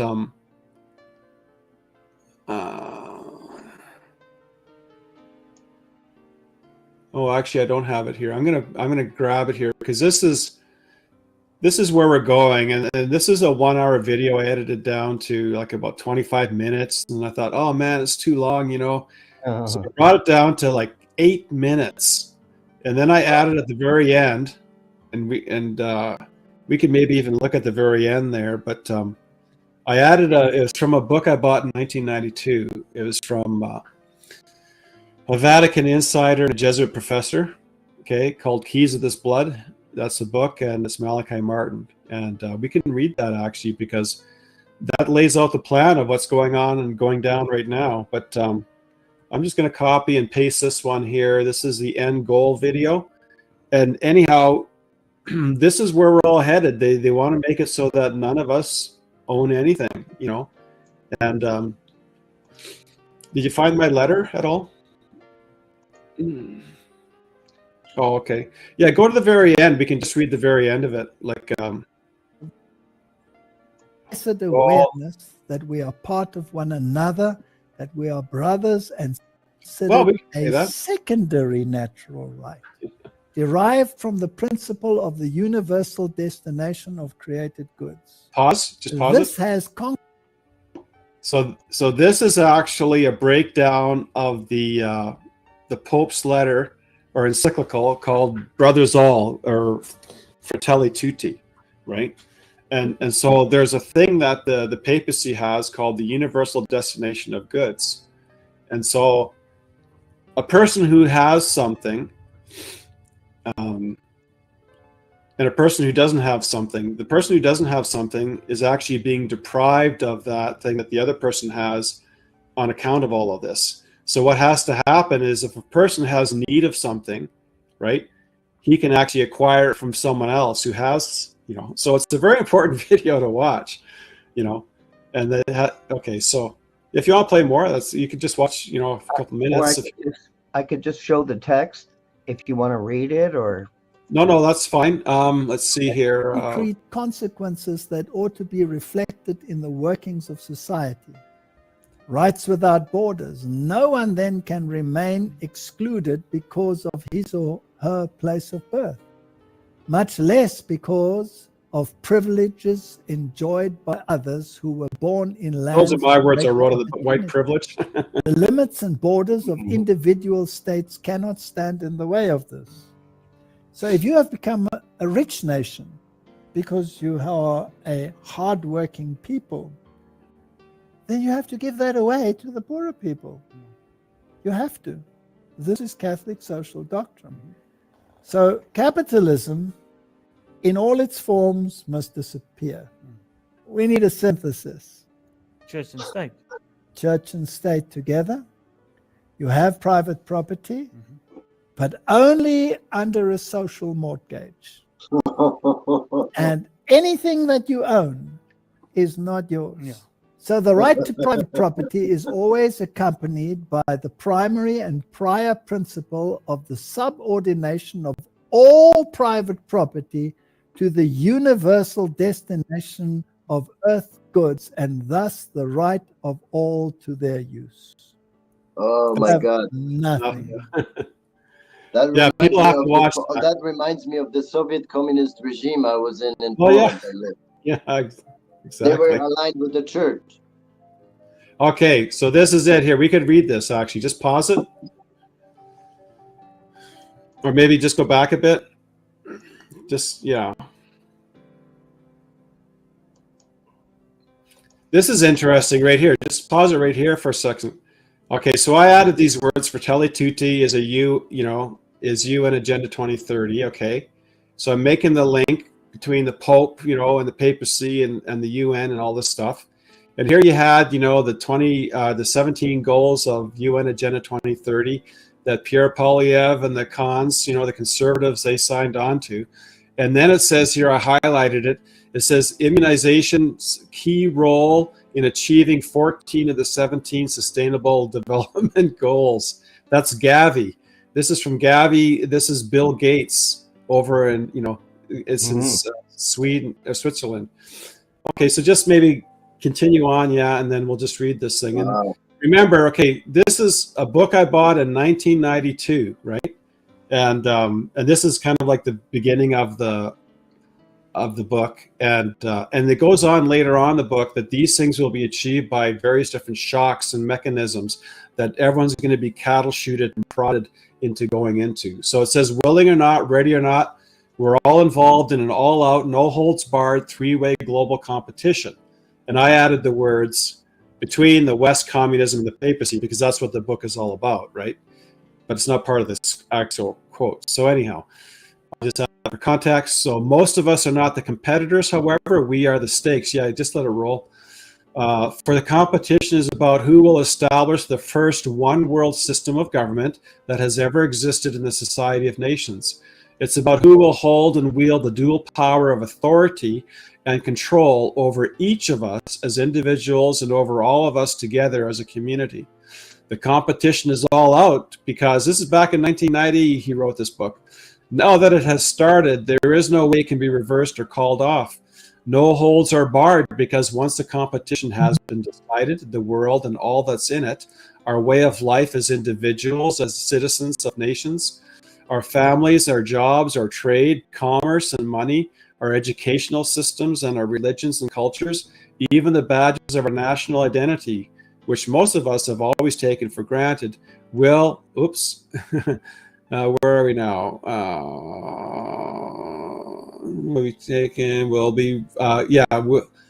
Most of us have taken for granted. All will have been powerfully and radically altered forever. No one can be exempted from its effects. No sector of our lives will remain untouched. Yeah, and there you have a communist/fascist regime with the Vatican and Israel state involved. Jesus. Isn't that wild? Wild, just like harsh communist days in Poland in the 80s. Yeah, I bet it would be, yeah. So anyhow, that's what's happening. We're under attack, and this UNDRIP is just a con, and unfortunately, people are buying into it. Their palms are getting greased, or they're being, or it's coercion. I mean, you go into, any kind of major event that happens now, if it's the arts, let's say the orchestra, you want to go watch the orchestra in Edmonton, they're going to probably say, well, we acknowledge that we're on Treaty 6 land, right? And everyone's being brainwashed by this. It's funny, because actually I never heard about this until 2019 when I ran in that election, that they were doing this. And I was talking to a business owner in one of these small towns, and he says, man, we've been under this for like 4 years. It's like indoctrination. They before they start a meeting, you have to acknowledge that we're on Treaty 8 land up there, And it says, well, it's a small town, why don't you just go ahead and, get the word out that if they start a meeting like this, that everyone just gets up and leaves. Just everyone leaves the meetings and they'll stop doing it maybe, And he said it would be noted we would lose our contracts, and he was dealing with multi-million-dollar contracts, So everyone is, so basically I'll just finish with this, is that what this is you have to give a Heil Hitler salute to all of this, because if you don't, another example of this actually, and I'll end with that, is that like in BC now, in order to graduate high school, one of the 4 credit courses you have to take is on Indigenous studies, right? Where you're indoctrinated on, all this kind of stuff, right? And if you fail a course, or if you don't agree with it, and you have different answers, you won't graduate. If you want to be a lawyer or a real estate agent, they have to take these courses every few years. And if you and they're throwing these Indigenous things in there that you have to learn about, right? And it's okay to learn about Indigenous things. I'm not talking about that, but it's the Heil Hitler salute that you have to give now. If you want to be able to be a realtor or a lawyer, or if you want to graduate high school, or if you don't want to lose your multi-million-dollar contracts, you have to give the Heil Hitler salute to all of this, Wow. And that's, and in Germany, if you didn't do the Heil Hitler salute, you were easily singled out. If you got up and left the meetings, in protest of the land declaration, then you're easily singled out and you're dealt with, right? and that's where we're at. Yeah, So, I'll add a little bit to that part. They are indoctrinating people with these introductions.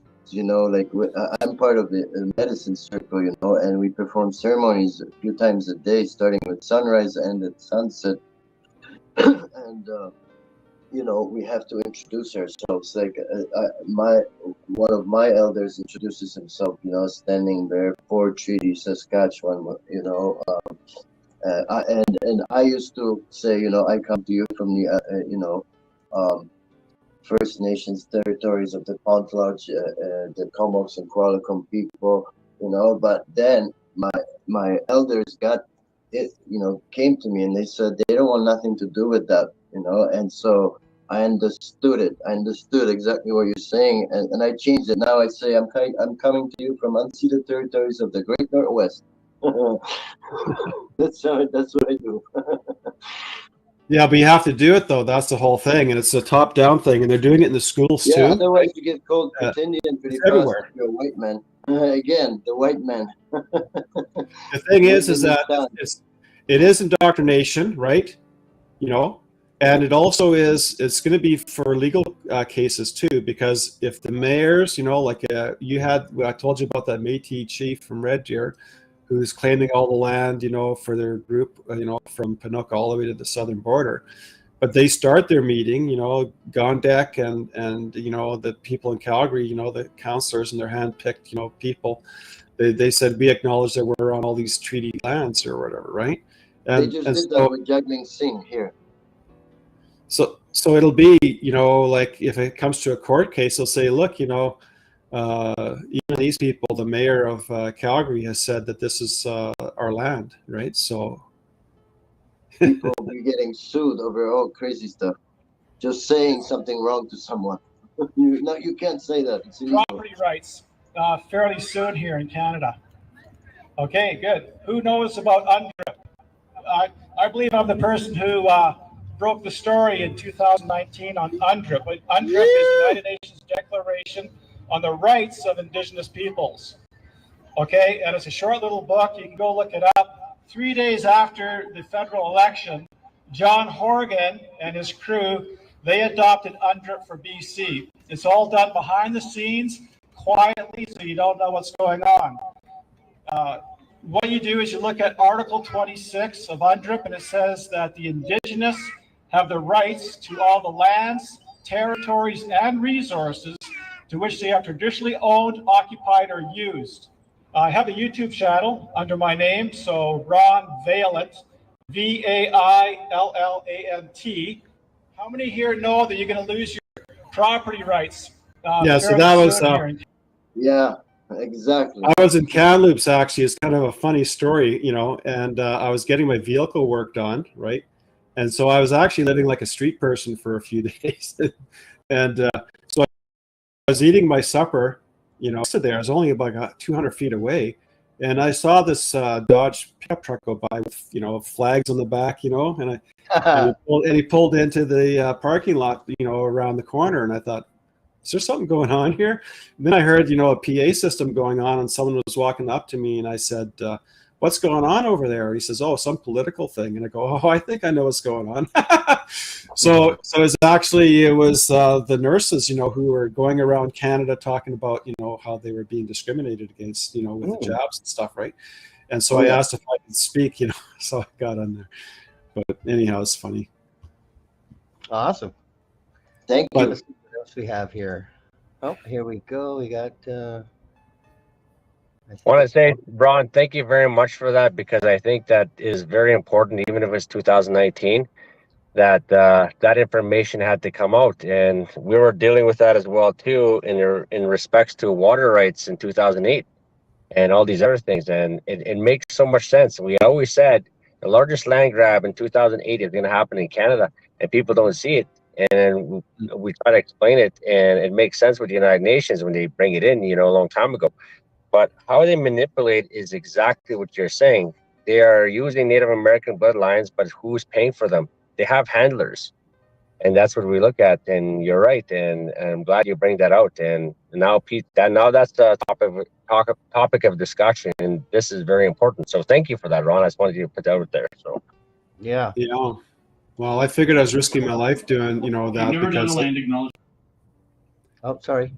yeah, when I started, doing this, I thought, man, people get killed for this stuff because, no one's talking about it, and it's for all the marbles. It's huge. Yeah, the chiefs and councils I expose. I have a habit of doing it from time to time, and I have a whole list, right? And I've met a lot of them in person. Adrien knows my list. I named them all because they're all connected to the Indian Act and UNDRIP, the Crown, the friends with Prince Charles, or the WEF, or the United Nations.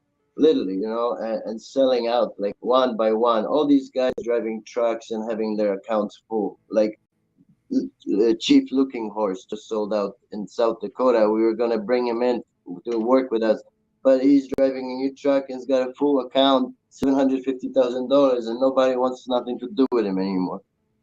Mm-hmm. I think Ron was right, though. This has been planned a long time ago.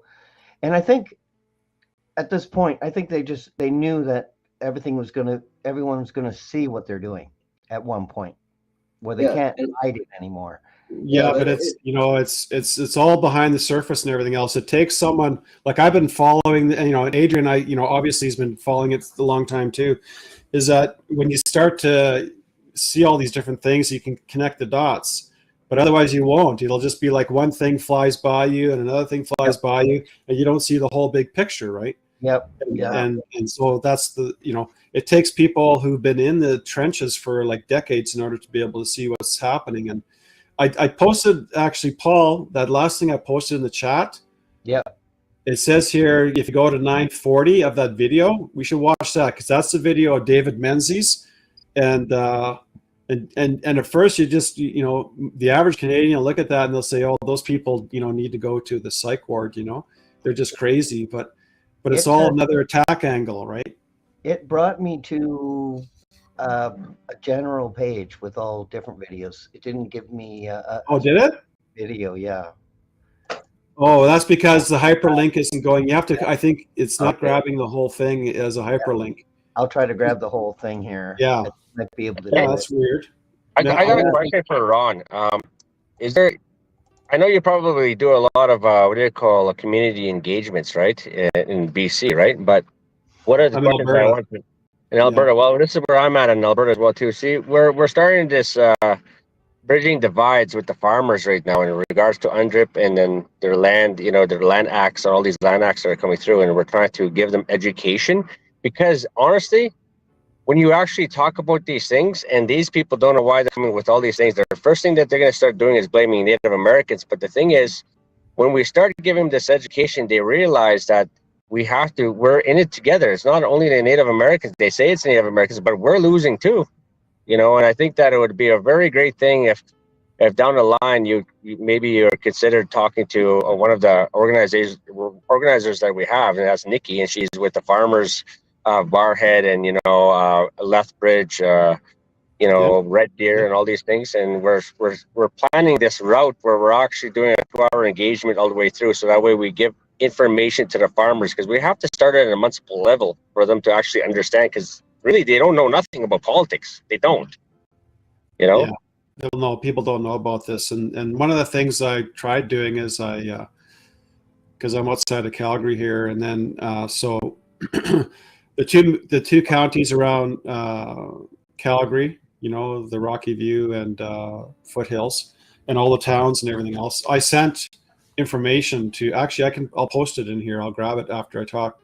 And I sent, information to them about UNDRIP and where this is all going, so that the mayors and the city councilors and the county councilors can know what's going on. And the one councilor of the county told me that they want to start changing names, to Indian names within the county, and they want to do land acknowledgements and stuff like that.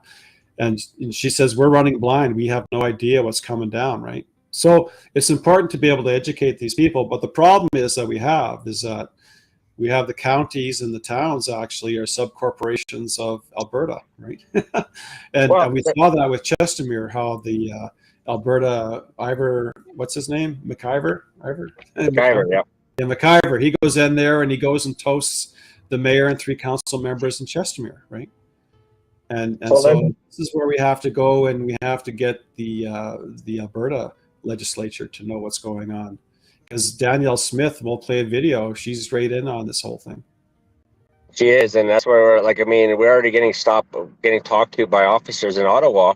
A guy, Derek something or other, phoned me almost 3 weeks ago or 2 weeks ago, telling me, these things that you're talking about off the record. I know you're what you're saying and everything, but you got to be careful. That's what they said in Ottawa, whether it's CSIS or whatever the hell it was.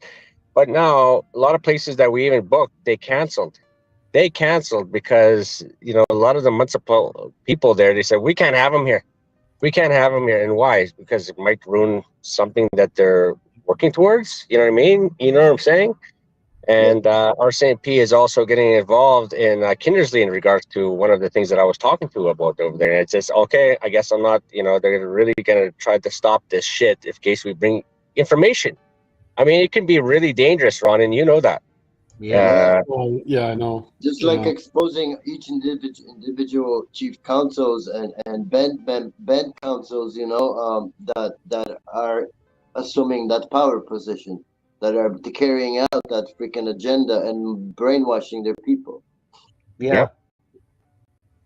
But that's okay.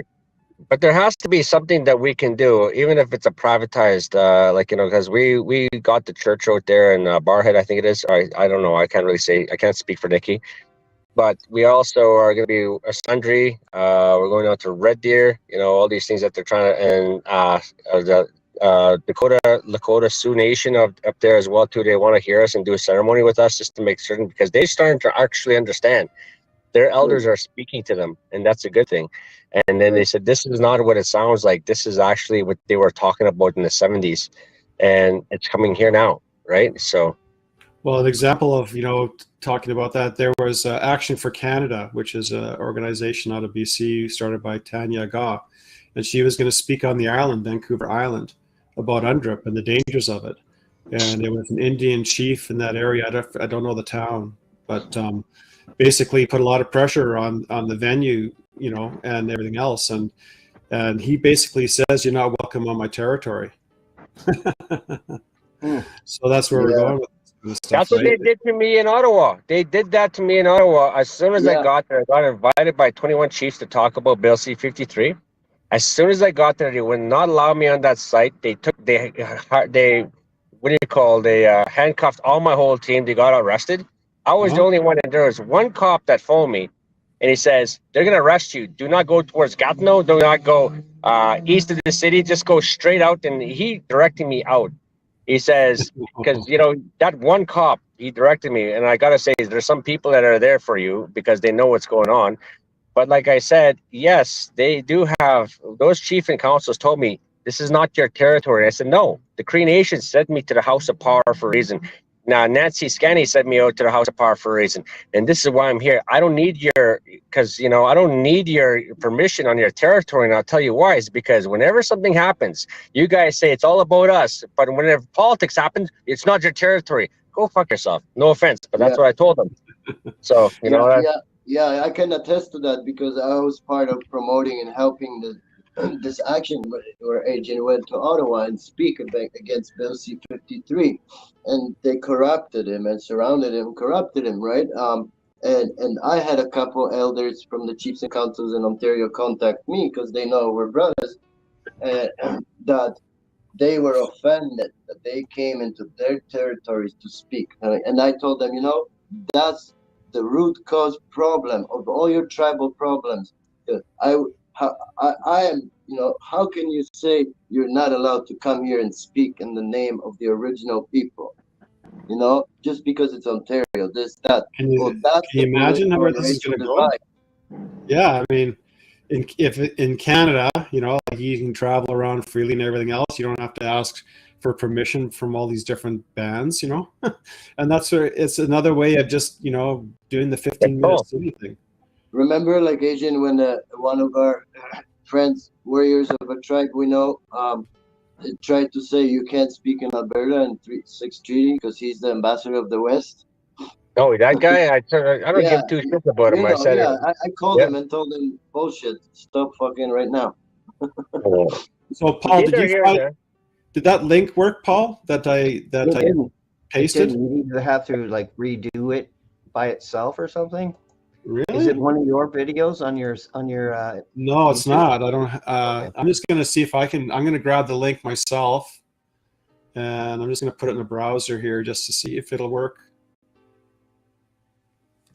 Yeah, It should work. I It's don't see funny, why. these warriors trying to be ambassadors and trying to make calls. And a lot of them are white guys. You guys have a Yeah, it white says guys. YouTube's not currently available on this device. Okay, all right. So I don't know. There's You know, something wrong with the link. I'm ambassador at large for a tribe, but I would never ever tell anyone to come here and do what I would never ever, because I'm a white man who is just adopted by a tribe. I have no right to say nothing. Mm-hmm. But it's not. That's the divide that they have. And when I went over there, they're trying to use the Micmac and the Mohawk, and they're trying to stop the whole trucker convoy with me in it. And I said, no, it's not the point of that. The point is they're still using division, and this is what they're using. And at the end of the day, all those people that said we're against Bill C-53, they're the ones that shook hands at the very end. And who put that? What do you call that big event on? That was Jagmeet Singh that put it on. It was sponsored in part by NDP, so it's all political theater. It's all that it is. Yeah, because notice notice only the people who speak up when the bill came up, and those who didn't. Those who didn't are obviously okay with it for some reason. Yeah, but mind you, they spoke up against it. But at the end of the day, it's like WWF. They'll look like they're gonna work for the Native Americans. We're here to say something, to make it something, because somebody has to be a hero. At the end of when they go off stage, they shake hands. It's just so that they can make it seem like they're standing against it, but they're not. Just because people, when they start really looking at, we got our leaders to take care of it. No, they're not leaders. It's all political theater. It's all WWF. You have a good guy and a bad guy. At the end of the day, they're going to shake hands because it's money. That's how I see it. WWF. So yeah, Paul, I sent the link. That link works. It says Okay. Toronto. All right. It's in the chat. Let's see. We've got active chat going on with. Let's see here. You guys should definitely hook up if you're both in Alberta. What do you mean? Huh? Is that a threat? You can watch the first 30 seconds here. I need you to stay back. So this isn't probably the best time. Speak out of that mask. I understand what you're trying to do. Diaper. So for today, City Hall security and their staff, they're trespassing you. Okay, so we're gonna have to escort you off the property. You can stop it there. David. You notice that all of the police or the security or whatever, they're all different nationalities. Wow. Like foreigners. Go to 940. Are you serious? Well, that's what I heard with the plan. medicine wheel at Nathan Phillips Square with the Toronto logo. They got rid of all our people. Yeah, that's the medicine wheel in the Toronto logo at Nathan Phillips Square. Yeah.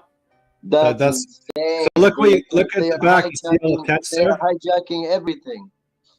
Now this is old. This is like 3 years old. This thing I I've snagged it lived a out long west, time bro. ago. Oh my god.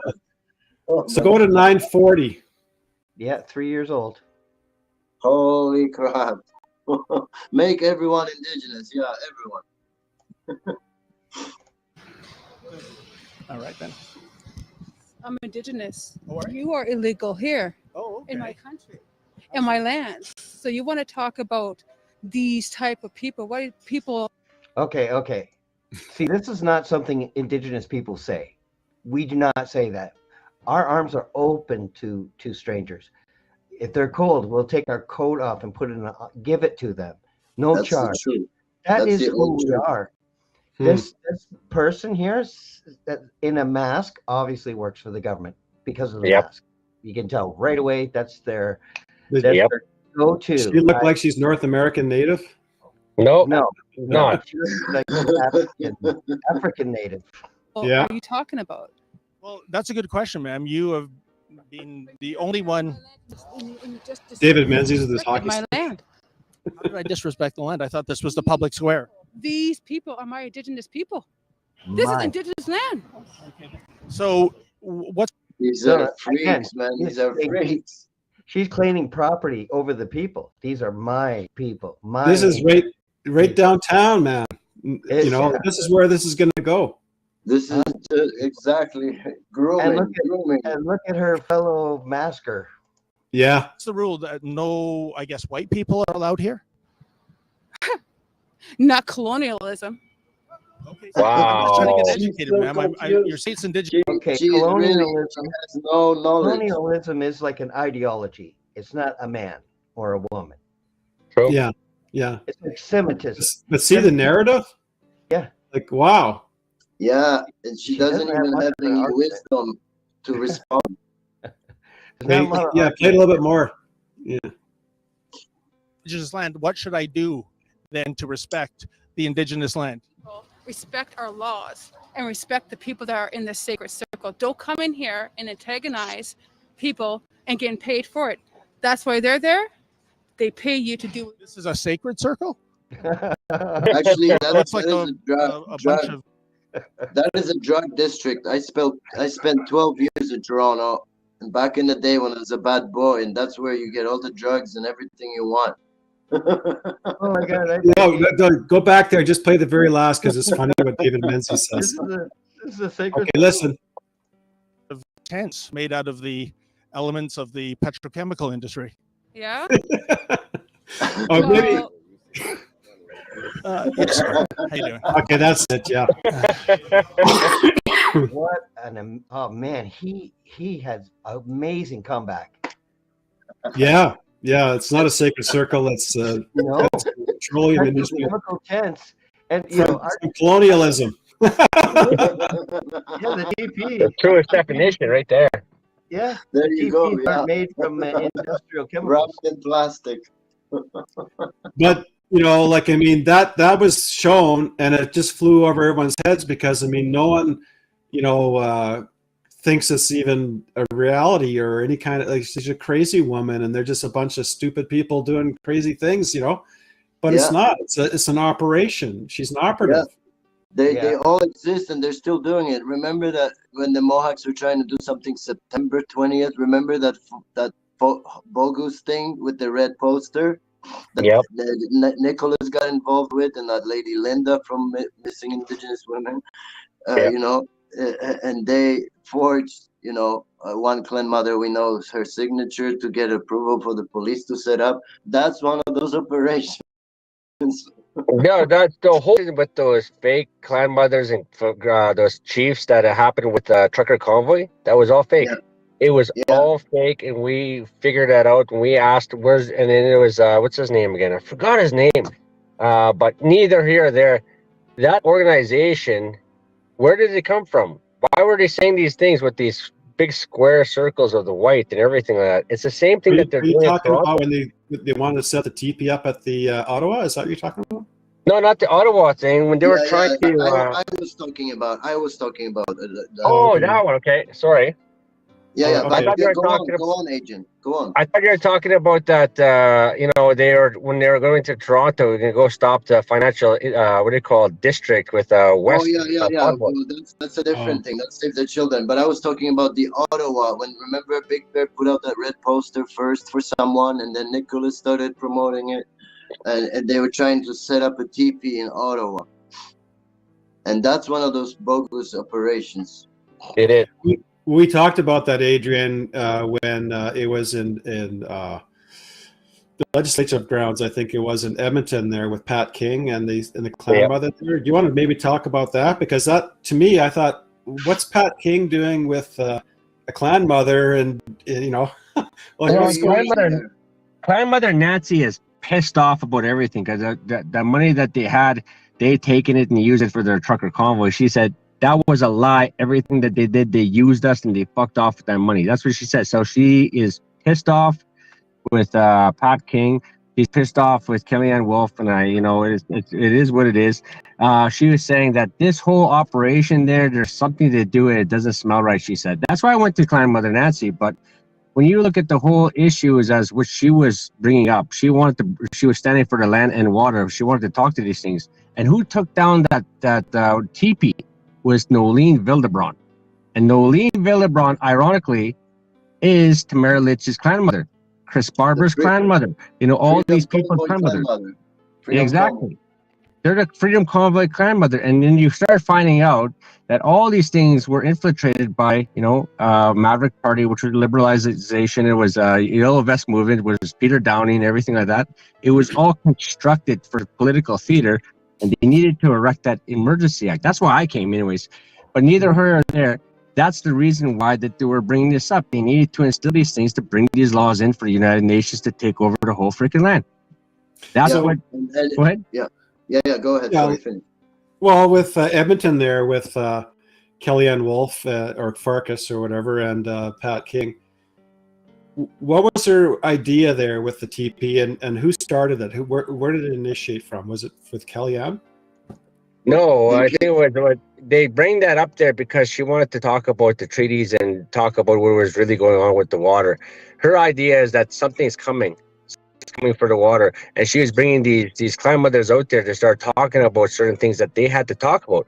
We never talked about nothing prior to anything else, but that's a Thunderbird flag, and the reason why that is so synonymous is because that North Star, that's the North Star, and that swastika is the seven grandfathers or the seven stars, seven grandfather teachings.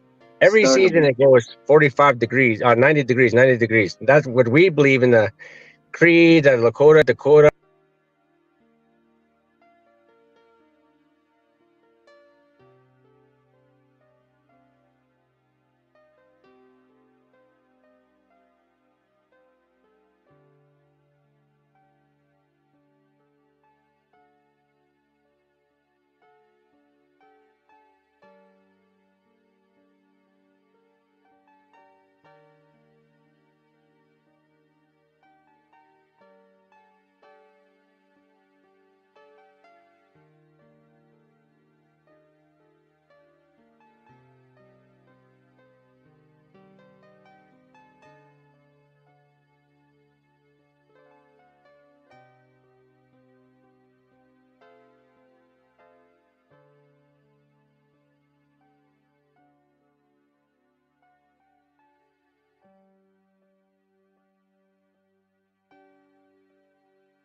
All these people is that actually is our symbol, and they're using that as political power. You know what I mean?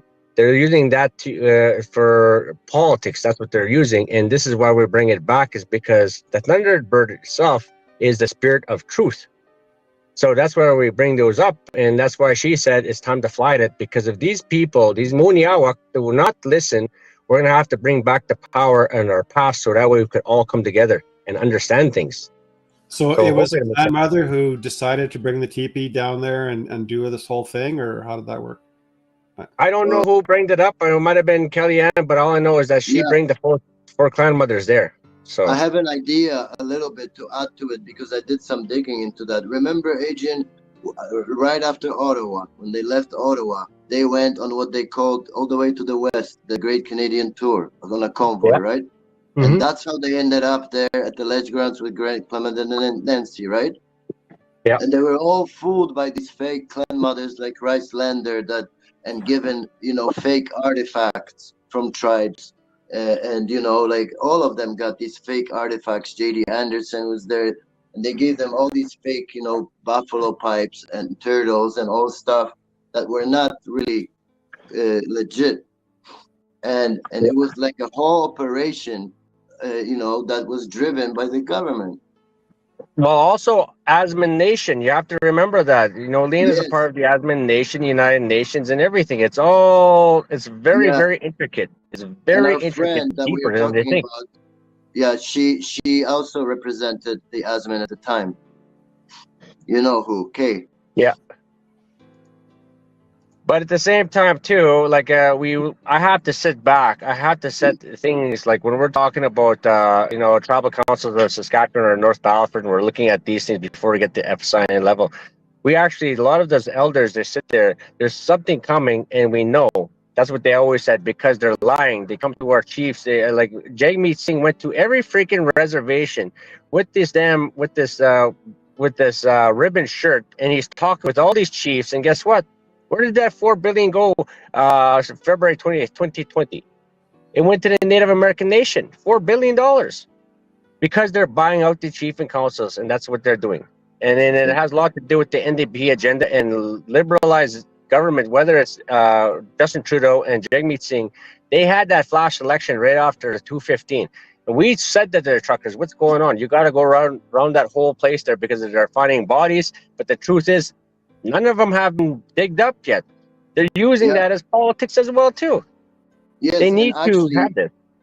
To add to that, Adrien, a week ago when I was, face to face with Jackman, in his speech, he suddenly decides to talk about his tour around Northwestern Territories not too long ago. And I'm like, I start talking to the mic quietly, so only the people who hear my phone can hear, not him, that, yeah, he was bribing tribal people to go. Of course he was. That's what he was doing, but he dressed it up as something, as he was trying to help. Of course, in a good He's way. not. Like, Pierre Vier came down to River Creek Casino, and the first thing I asked him is, why did we talk about the Indian Act? Will you get rid of it? Because 2017, 2 women went over there to Ottawa to try to stop it. And he says, oh, that's very complicated. Well, why don't you guys ever talk about Native American politics? Because that's the truest form of Canadian politics when you think about these issues. Yeah. And he says, well, we're not allowed to. The only time they'll ever do it is not in the House of Commons, only in the middle of the night, they'll start pulling these bills. You're going to see about 12 to 19 bills pass from up until September 20th of last year. That whole week, they were talking about the Indian Act. They're talking about all these land and every single thing, and it had everything to do with putting pawns around every single thing with this UNDRIP thing. So, yes, you're right, Ron. They are doing this, and nobody understands it. And because they don't understand that this is warfare. This is World War III, and people are sleeping to it. It's economic warfare. Yeah. Oh, yeah.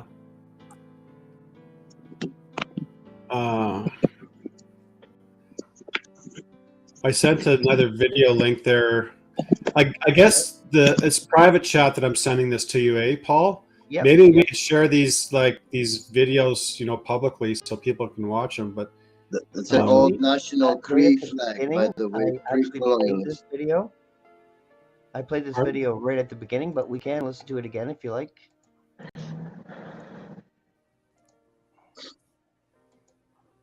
Oh, that thing. That's okay. Stop. Pause it for a second. Jules, all the words that are on the bottom I've added, okay? So that's my commentary. All right. Oh, did you? Okay, now this is a setting. I'm going to give you the setting, okay? This is Pierre Poilievre there. He's going to be our next prime minister probably, unless people wake up and get the PPC as a majority. But he's talking, and this is with the Squamish, the Tsleil-Waututh, and the Musqueam, right? The people who have claimed all the land underneath Vancouver. And what he doesn't tell you is that they've done this. He doesn't tell you that he makes it sound like it's reserve land almost in a sense, and it seems reasonable. And then he talks about a 50-cent handshake that he got. And basically what that means is a 50% share of tax revenue. Okay, we can play it though. Let's watch it. Okay. Yeah, we First Nations chiefs and councillors who are here today for bringing forward this historic proposal and giving me the privilege to endorse and firmly commit to implementing it. Today, we will introduce our commitment to honor Manny Jewell's proposal for a First Nations resource charge. This is a historic change in how First Nations governments fund their operations by allowing them to collect directly the revenues from resource projects that happen on their lands and having the federal government cede tax room for them to do it. Thank you very much for hosting me today on these your ancestral lands, and thank you very much to the great Manny Jewells for having brought together such a distinguished group of First Nations people to confirm and consecrate the proposal that you have developed over so many years. Today is a historic moment where, for the first time, a federal leader commits to ceding federal tax room to First Nations governments so that they can take back control of their money. This is consistent with the achievement of Manny's father, Clarence Jules, who successfully convinced the Mulroney government to allow First Nations reserves to collect their own property taxes. Now we are going to take that further by allowing First Nations to collect federal corporate taxes. For hundreds of years, First Nations have suffered under a broken colonial system that takes power away from their communities and places it in the hands of politicians in Ottawa. The racist and unfair Indian Act hands over all reserve land and money to the federal government. This means that First Nations have to go to Ottawa to ask for their tax revenues collected from resources on their land. This outdated system puts power in the hands of bureaucrats, politicians, and lobbyists, not First Nations. The direct result of the Ottawa knows best approach has been poverty, substandard infrastructure and housing, and unsafe drinking water and despair. The solution is the one that the great Manny Jules has presented with the guidance of these leaders here today. And we have listened, and it is the First Nations resource charge. This is a First Nations-led solution to a Made in Ottawa problem. First Nations and the First Nations Tax Commission developed the plan, brought it to Conservatives, and today I announced that we have accepted it. This optional model, and it is optional, so any First Nation that chooses not to use this model will be able to stick with existing arrangements. This optional model will simplify negotiations between resource companies and First Nations so that we don't have to waste years and years and years on new negotiations, reinventing the wheel every single time there's a new proposal. It will create a simple model that allows the business to pay tax directly to the First Nations and receive a 50% refundable tax credit to do it. I want to thank you for the 50-cent handshake. It's interesting that the tax credit that you designed, Chief Jules, is a 50% tax credit. So 50 cents of every dollar paid will go directly to the First Nation government under your arrangement, which we have accepted. This will not preclude any community from continuing to use other existing arrangements, such as impact benefit agreements. It does respect the duty to consult found in the Constitution, and it upholds all treaty rights. Putting First Nations back in control of their money and letting them bring home the benefits of resource development will get faster buy-in for good projects to go ahead. In other words, more earnings for grassroots First Nations communities, not Ottawa gatekeepers. Those earnings will mean paychecks, schools, clean water, hospitals, and other wonderful opportunities. Only common sense Conservatives will fight for real economic reconciliation by supporting First Nations taking back control of their money and their lives. In conclusion, I want to thank the many leaders around this table and honor the thousands and thousands of years of ancestral history that you bring to this table. It has been said that there is a contract between the dead, the living, and the yet to be born. Those that were, those that are, and those that will be. No Canadian can match the incredible longevity of the ancestral and cultural traditions that all of you bring to this table. I can only trace my ancestry back a few generations. You can trace it back thousands of years. And today you are bringing that, those many millennia of accumulated wisdom to this table.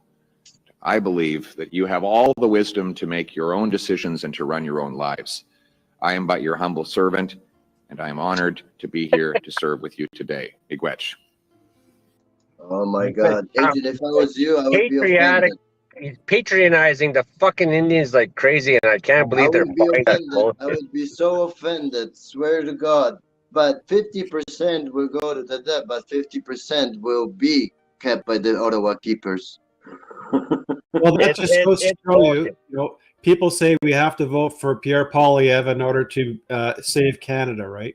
But they don't realize that all of this is going on behind the scenes, and there's absolute 100% proof that he is going to work it out so that there's a direct Indian taxation from all these different bands on Canadians, you know, and he's going right along with UNDRIP, you know. Just like Trudeau and Jagmeet. And how about Daniel Smith? I sent Paul, I sent you Danielle Smith video here. It's a 1-minute video. Oh, I have a question. One real question for you guys from Alberta. What do you think of my theory that Danielle Smith got the Sovereignty Act passed last year, not to become independent of Ottawa, but so that the feds can own Alberta? That's why the political prisoners can't get out, because I know through Art Pavlovsky's story that everyone's corrupt, from the prisoners to the guards to the wardens to the lawyers to the judges to the media and all the way up to the government. Well, that's controlled. If you notice, every freedom fighter they kept put in jail and kept, it was in Alberta. They couldn't do it. Oh, we're next. We're next. So now the feds can do whatever they want in Alberta. Did the feds pass that? Make sure that act was passed then, and not in favor of Alberta, but in quite contrary. So this video, maybe before you, oh, that's the wrong one. Did I send you that one? That's one. Let's see. No, it's the very last one I sent. I think this. Oh, yeah, I see it now. Now I'll give you the backstory, because basically Boyd Anderson. Okay, yeah. So he was actually on Jesse Hall's show there, and he's talking about, you know, this deal of what's going to happen, you know, over in the Hudson's Bay, right? And then I added Danielle Smith's video where she was talking with Jordan Peterson about, you know, how this is going to work. And so let's see the con. Those are all my words that are added, right? This is they're going to bring everything from China into North America through the north, through the Arctic, down through the Hudson Bay, through Churchill, Manitoba. And they're going to CP Rail will redo that whole railway all the way down the middle of North America. Because if we could get an economic trade route along our northern territories between our three provinces, we can get access to a port that will allow us to export our products internationally. And so I propose that we meet in Churchill, which is the foundation for a port that might be able to begin that. We're going to work with our First Nations and make them equal partners in ownership. We're going to address the environmental issues of caribou habitat. And the federal government tells us, wait a minute, you're invading our jurisdiction. I'll just say, look, we've got the right to develop our resources, them to market. Our First Nations, under the UN Declaration of the Rights of Indigenous People, they have the right to be able to develop their resources too. Because they're going to... Okay, I'll explain it. You answered my question, thanks. Well, I got a couple more videos there I posted there in the private chat on Danielle Smith. But yeah, so there you go, right? And so the whole thing is that, you know, the Liberals, they went and had their tanker ban on the West Coast with Bill C-48, right? Meanwhile, we're getting Saudi Arabia oil that comes in on the East Coast through tankers. And so she's saying, okay, look, we can't get our oil to the West Coast. We'll go ahead and we'll do a trade corridor. It's the same thing that Andrew Scheer was trying to pitch, you know, when he was running, you know, for the Prime Minister. And so we have this trade corridor, and then we'll go to Churchill, you know, like, oh, she makes it sound like she's just thinking it up. Oh, Churchill, you know. Boyd Anderson saying, no, this is where the Chinese are going to be using the, you know, to bring in products, because they're going to shut down all of the traffic as much as possible on the, you know, the I know that Trudeau signed many contracts with the Chinese. And so then, so then we're going to have this trade route, and then we're going to basically make it so that you're going to respect caribou recovery, which, you know, I got a video we can show on that. But and then we're going to make it so that the people we make agreements with is 50-50 agreement. So that's where everything is going, 50-50, right?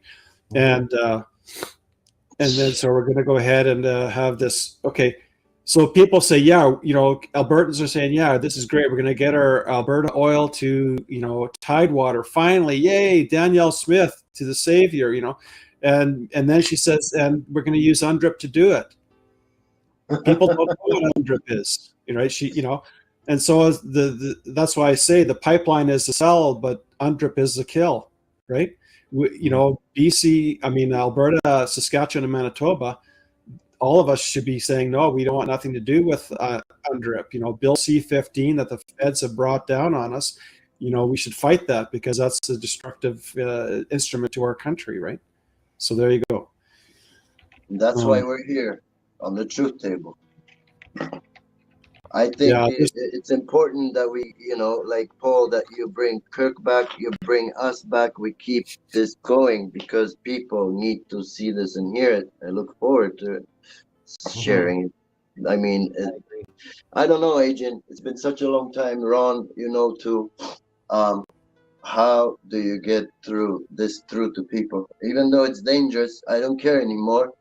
But this is a real deep operation that's intertwined now they're hijacking the medicine wheel, the teachings. Say Bolivier is saying the past, present, and future, the sweetgrass medicine teachings. Like, what the hell is going on? They're patronizing all the freaking Indians. Yeah, they're hijacking everything. They're doing it because they use them as weapons, just like what they did. They used white populists as weapons, and they're going to use the black people as weapons, and after that, sexualization as weapons, identity politics as weapons. This is what's going on. Yeah, I know that they're hijacking already the Red Road movement. They're already hijacking it, trying, with the biodigital convergency stuff, with self-sustainability development goals. This crazy stuff that the Red Road is starting to adopt,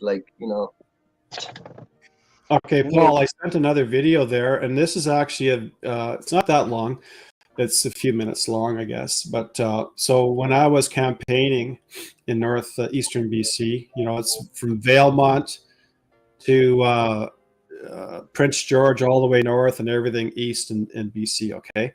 And I was in Prince George, and I was actually being interviewed as a live interview. Is that the one? Okay, you'd have to go to the very beginning, yeah, because I put 3 videos together in one, but we can just watch the very beginning part of it. Okay, so that's my thing with Maxine. I've had it in there, but anyhow, I was talking about caribou recovery. Do you guys know about caribou recovery? Okay, well, so what it was is in the beginning of 2019, the BC government went to all the small towns up in northern BC, and they said, "Look, we're going to be doing this. We gotta save the caribou, right?" And so we're looking at 1 to 3 million acres of land that we want to dedicate to preserving their caribou herd down, and all these towns. I mean, all the townspeople would come in there because they knew that this land would be off limits for any kind of resource, development or logging or anything, right? And so they did that. And so then I was being interviewed at the Prince George, what's it called now? It'll probably be in the video. And Kyle Bowser and Finnegan, these are the 2 people that run the paper there. And they're doing this live interview with me, and I'm bringing up all this stuff. And then Finnegan, she was behind the camera there, and she's tapping her foot trying to get Kyle Bowser to get me to shut up. So here you have proof that the Prince George newspaper that everyone looks to in order to be able to find out what's the news and everything else like that. These people are gatekeeping the news, and they're trying to get me to shut up about it. So we can watch it. It won't be too long. Yeah, and I would like to thank Corey for in the chat, who's very active right now, and he shared the video. Thank you, Corey. He said, "I know for a fact it's all controlled like that in Ontario. I'm protected, and they leave me alone now. This is good. BC, BS. They cannot trace beyond our arrival, and I cannot trace all of you back." Thank you, Corey, for the chat. I'm going to get this video started. Federal election. The interview was done with Prince George Matters, and Kyle Balzer is the interviewer.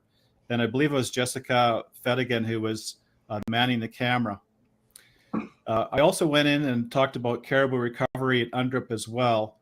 Very important issues that we're facing now as we see all the blockades going across Canada. We wonder what's going on. Well, it's all related.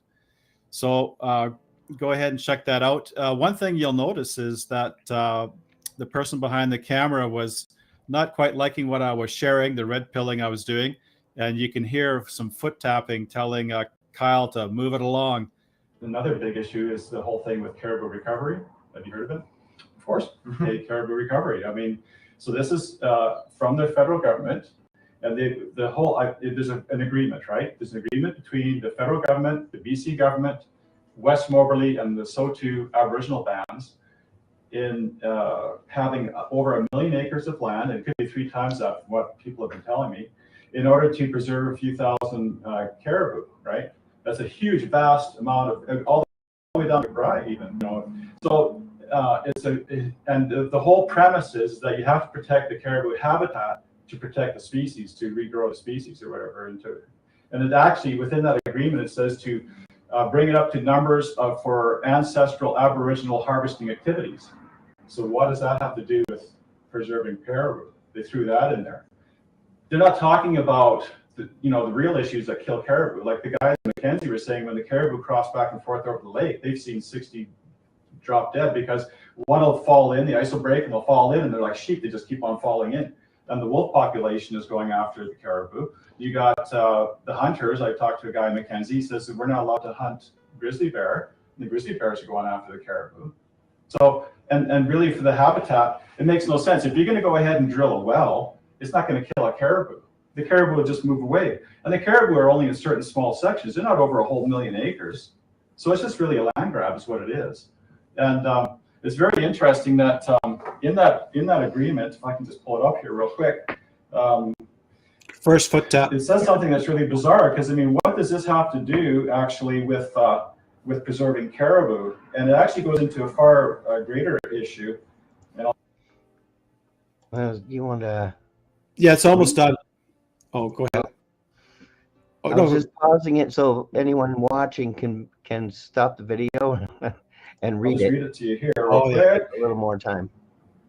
Okay, whereas British Columbia and Canada are committed to fully adopting and implementing the United Nations Declarations on the Rights of Indigenous Peoples and the calls to action from the Truth and Reconciliation Commission of Canada.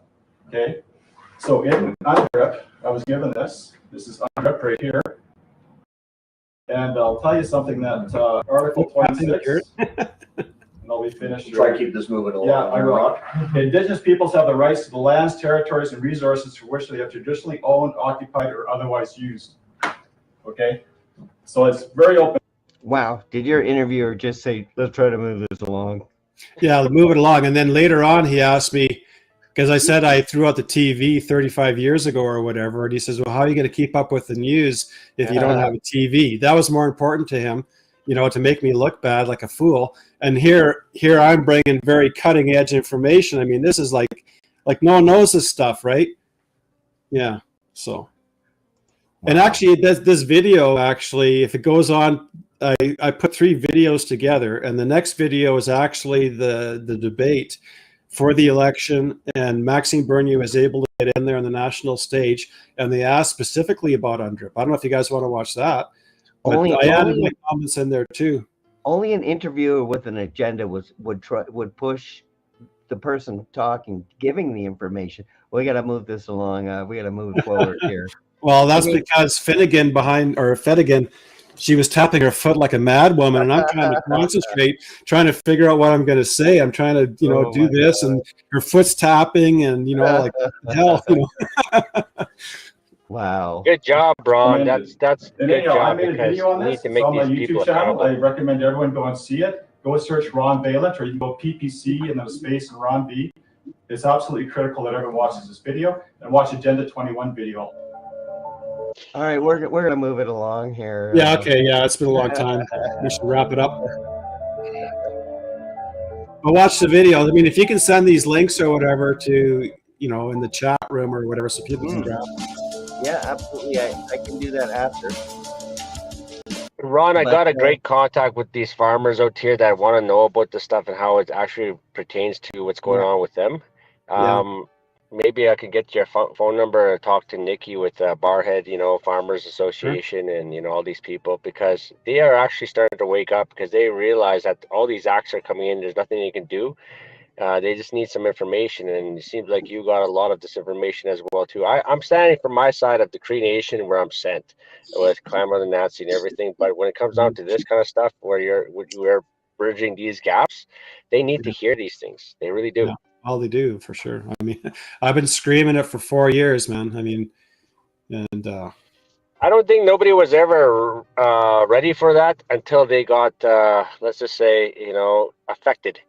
You know yeah, what I mean? it has to affect them. Yeah, now they're starting to see the bubbles come to the surface of the water, but they don't see the absolute monster underneath it. Mhm. There you go. Well, you'll never be stopped or moved along on the truth table, because that's not at all what we're about. We're open. Our minds are open like an umbrella. It's the only way it works. I gotta let you guys go. Thank you guys for allowing me on the show, Paul, Ron, and Mr. Dawood. It was a pleasure. Yeah, why don't we end, but then let this video run to the end, because this is some good stuff.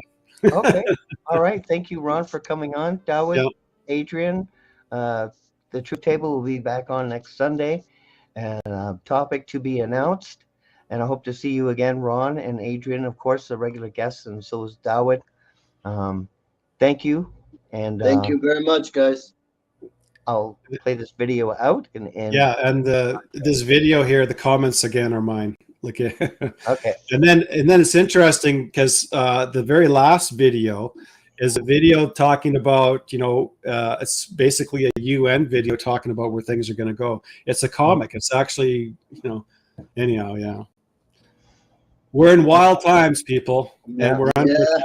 It's 21st century warfare. Well, after we're done, I mean, you can stick around, and Dawood, you can stay around and give a little prayer and bless everybody, and I could do that. Okay, see you later, everyone. Thank you very much.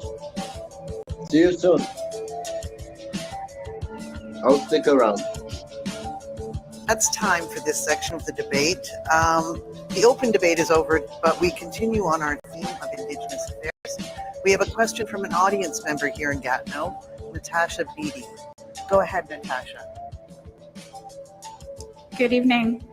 As a member of Beausoleil First Nation, my question is this. If elected, how would your parties work with provinces and territories on recognizing and affirming Indigenous rights, specifically noting the United Nations Declaration on the Rights of Indigenous Peoples, the Truth and Reconciliation Commission's calls to action, and the calls for justice in the recent missing and murdered Indigenous women and girls inquiry? Miigwech. The leaders will all have a chance to answer this question. Thank you, Natasha. Starting with Mr. Scheer. When we're talking about the UN Declaration on the Rights of Indigenous Peoples, we need to remember that when you talk about free, prior, and informed consent, that leaves a great deal of uncertainty about what that means. And there are large numbers of Indigenous communities who want these energy projects to succeed, and we need certainty and clarity around that. All right, we will now go to Ms. May. Natasha Miigwech. It's an extremely important question, and Greens across the country are united in this. We will honor the United Nations Declaration on the Rights of Indigenous People.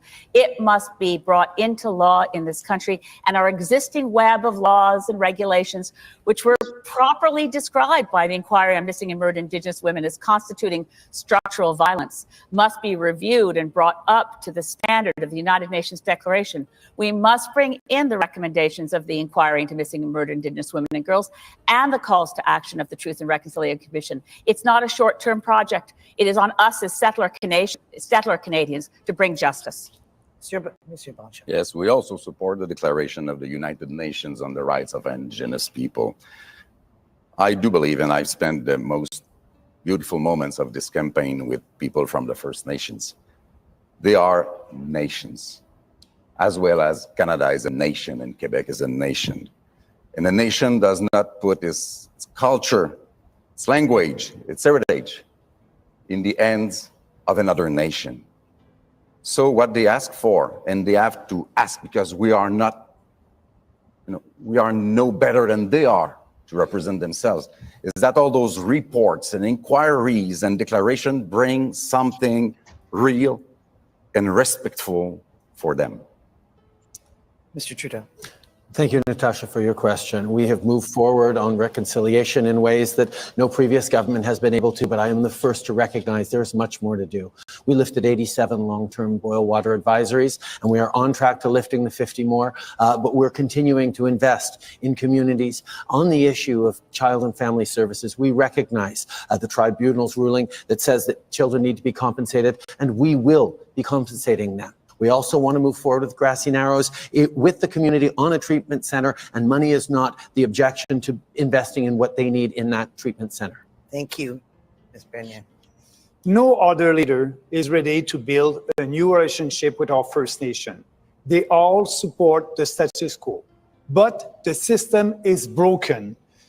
We still have extreme poverty on reserve.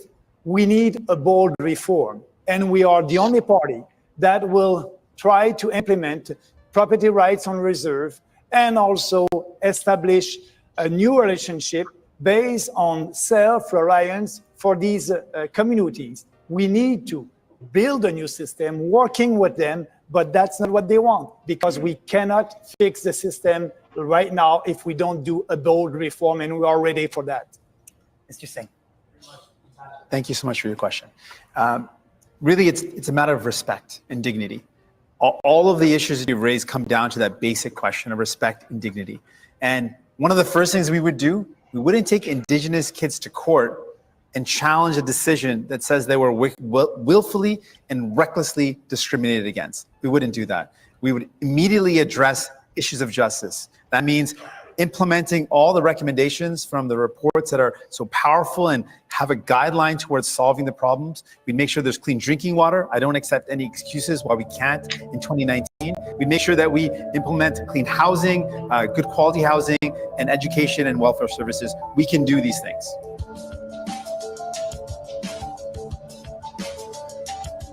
Oh, wow.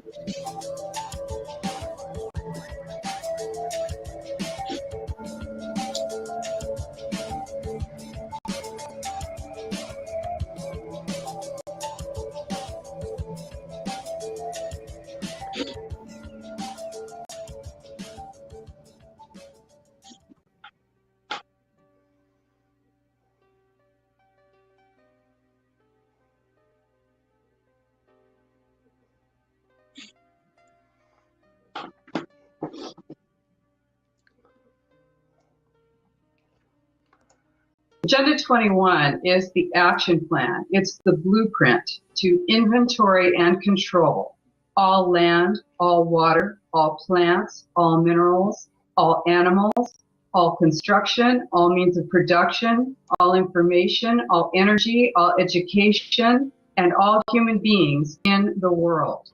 In a nutshell, the plan calls for governments to take control of all land use and not leave any of the decision-making in the hands of private property owners. It is assumed that people are not good stewards of their land, and the government will do a better job if it is in control. Individual rights in general are to give way to the needs of communities as determined by a globalist governing body. Moreover, people should be rounded up off of the land and packed into human settlements or islands of human habitation, as they are called in the UN Agenda 21 documents, close to employment centers and transportation. Another program, called the Wildlands Project, spells out how most of the land is to be set aside for non-humans. In anticipation of our objections to such plans, our civil rights will be dissolved. What's happening is that there's a massive resource grab going on all over the planet. Today, as money has been sucked dry, the only thing left to do is to make a grab for the resources themselves. And that's what sustainable development is all about, is taking the resources of the world away from you and me, away from private companies that aren't part of the clique, if you will, and putting them into a global common trust that will be managed by them for their benefit. The UN Paris Agreement, most expensive treaty in world history. The Green New Deal estimates up to 93 or $4 trillion, hammering families with unnecessary energy costs. We have gas tax proposals, 50 cents a gallon. Would you rather have bad storms or pay 50 cents a gallon? I'm sorry. So if we all agree to pay 50 cents a gallon, we're going to get less hurricanes and tornadoes and floods and droughts. What era are we living in? They're essentially saying your SUV controls the weather the same as your car controls it. So it's a way to transform the economy, massive wealth redistribution, massive central planning with literally bean counters affecting every aspect of your life. And I say that because the UN chief has actually said we need to treat meat eaters the same way we treat smokers and relegate them to a section of a restaurant or outside or ban it completely. We need to stop gas-powered cars, ban that, make them all electric, despite the fact that electric uses all sorts of rare earth minerals that you need massive amounts of fossil fuels to get, and battery technology, and they're no more earth-friendly. We need to affect our diet, agriculture. They're going after cows. They're going after your appliances, Energy Star, Department of Energy, every aspect of your life, your washing machines, your dishwashers, less efficient, less powerful, more efficient, but less powerful than they were 15 years ago. Low-end appliances 15 years ago outperform high-end ones today because the government is slowly choking the life out of everything and making them less and less powerful, all in the name of saving the planet. Oh, hi. I'm so glad you're on time. I'm V. I'm looking forward to showing you around Plandopolis today. My husband works from home. He's a virtual engineer working on one of the city's desalination plants. He controls the robots who do all the important maintenance. I think he basically plays computer games for a living. You ready to go? Have you got your calorie card open on your smartphone? I registered your visit with Slick Travel Corp the other day, so they've allotted you a journey time to match mine. It makes so much sense, doesn't it? Switch off brain and go to work. With this many people around, I'm glad there's a mega computer in charge. We're so lucky. Our kids were allocated a school quite near my practice, so I can drop them off on the way. It saves on our calorie ration. Well, it won't be long until the little darlings get their career announcements. They've been working so hard, so I'm sure they'll get something good. Not that there's anything wrong with fixing carbon scrubbers for a living or anything. Are you hungry? Let's pop to the market as we're passing. Right, what's on the menu this month? No, not meat. It's not your birthday. The Global Food Council are doing a really good job of keeping food production going. I mean, you don't get the choice you used to, but we're better off than most. I think it's probably easiest to walk from here. You barely see a car in a city centre nowadays, unless you're rich. Well, the state knows they just aren't practical anymore. We're all trying to meet our global carbon deal. Electric bikes are so much better for getting around our neighbourhood. And why waste valuable space on car parks when you can use them to grow food? I don't care what you say, Alex. They don't deserve to live in that ghetto. They are completely disconnected. No high-speed transport system, no new internet. They miss out on jobs and many essential services too. Oh, hi again. What a day. I had to make an emergency visit to the Cry Freedom ghettos. I mean, I miss my sister like mad, but I'm glad they went when they moved to New Amsterdam. They're safe from climate change on the floating city. That must be her now. It's much easier to meet up with friends virtually now. So many cities have banned cars in central areas. Ooh, looks like she's got some juicy gossip. Well, that video. That's pretty. That's quite something, brother. Mm-hmm. Quite something. Wow. Well, I am very glad we did this and we brought the people we did and cut together on another Truth Table episode, as there was a lot of truth here. And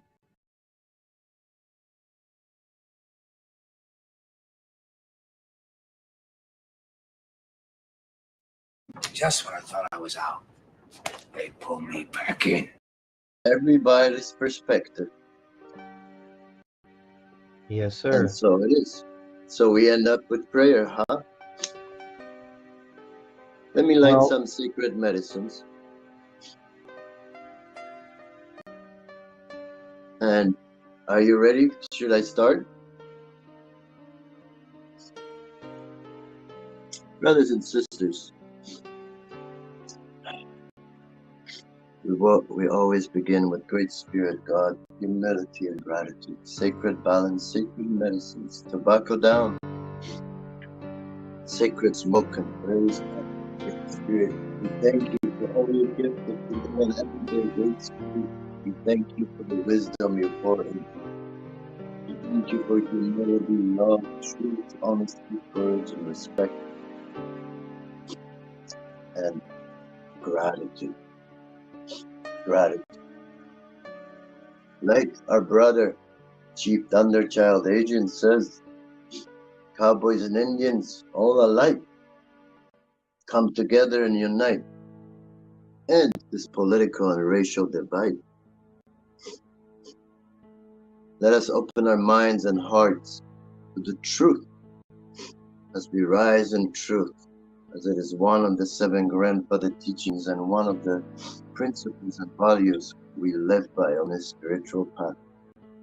We're bound by great law to live in truth and honesty, as it is a true test in a person's life, of their true will in their life.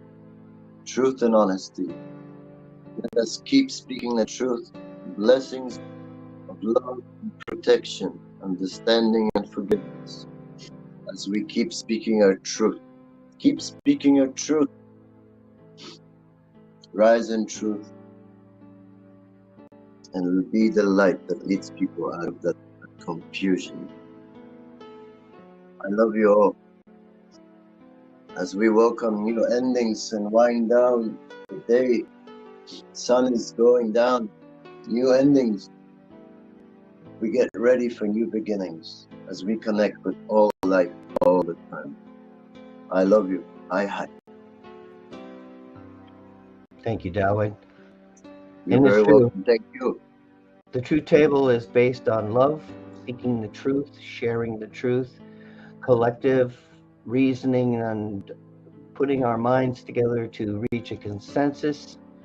And that's really where it comes from. We deal with topics that aren't pleasant sometimes, but they are necessary, and we feel that they're very important and timely, like this UNDRIP, which is happening before us, behind closed doors. People don't even know what's happening or what it means. But hopefully today that you've got enough information to move forward and understand and share this information with other people. Next week we'll be back Sunday at 7. We hope to see you then. We'd like to thank you for coming. I'm just going to end with this one video here. Thank you very much. Have a beautiful night. You too. As a guest on land that was stolen from the Ute, Cheyenne, and Arapaho nations. Land that many other tribal nations thought of as home before those relationships were written over by settler colonialism. So land acknowledgements like this have become pretty commonplace at the beginning of events, at universities, sometimes in our email signatures. But I've always found them to be kind of confusing. Like, once you admit something is stolen, aren't you supposed to give it back? So if there's anyone listening who has a couple hundred spare acres that you're feeling guilty about, just contact your local tribal government. We would be happy to relieve you of that burden. That's probably not you, right? Maybe you've heard of this movement to return land to Indigenous people, but you're thinking, I can barely afford rent. What is it I'm supposed to be giving back? That's what I want to clarify today. Because not only is getting land back in Indigenous hands in your best interests, and the best interest of the land itself, there's ways anyone can help make it happen. I'm a descendant of the Turtle Mountain Band of Chippewa Indians, which is part of the Anishinaabe Nation of the Great Lakes region. Home, for me, is also the Pacific Northwest. I grew up on Kalapuya and Molalla territory, and now I'm a professor of Indigenous Studies at CSU. My ancestors worked very hard to navigate a complex and changing world that was ravaged by settler colonialism. My grandma and both of her parents survived the trauma and abuse of the Indian boarding school system. The generation before them fought to keep our tribe from being terminated by the federal government. Going even further back, my 6 times great-grandfather's signature is on the 1863 Treaty of Old Crossing, which forced the Anishinaabe to give up 11 million acres of what's now Minnesota in exchange for a little over $400,000 and a 640-acre reservation. That works out to about 5 cents an acre, which has to be one of the worst land deals in US history. Or maybe the best, depending on who you ask. This sort of thing happened all over the US and Canada. The problem isn't just that settlers showed up and took the land, it's how they treated it ever since. That land we lost in Minnesota, the Enbridge Line 3 pipeline goes right through the middle of it. That freaking pipeline is responsible for the largest inland oil spill ever recorded in the US. And now, they're trying to expand it. Whether we're talking pipelines or some other industry, the colonial mindset has been about extracting resources, mostly with the goal of making the rich richer. But that's why land back is not about Indigenous people trying to run a real estate scam. We're doing this because the land itself is in crisis. Every Indigenous culture is unique, but our shared philosophy is that we come from the land and the land is what sustains us. And therefore, we have a responsibility to care for it.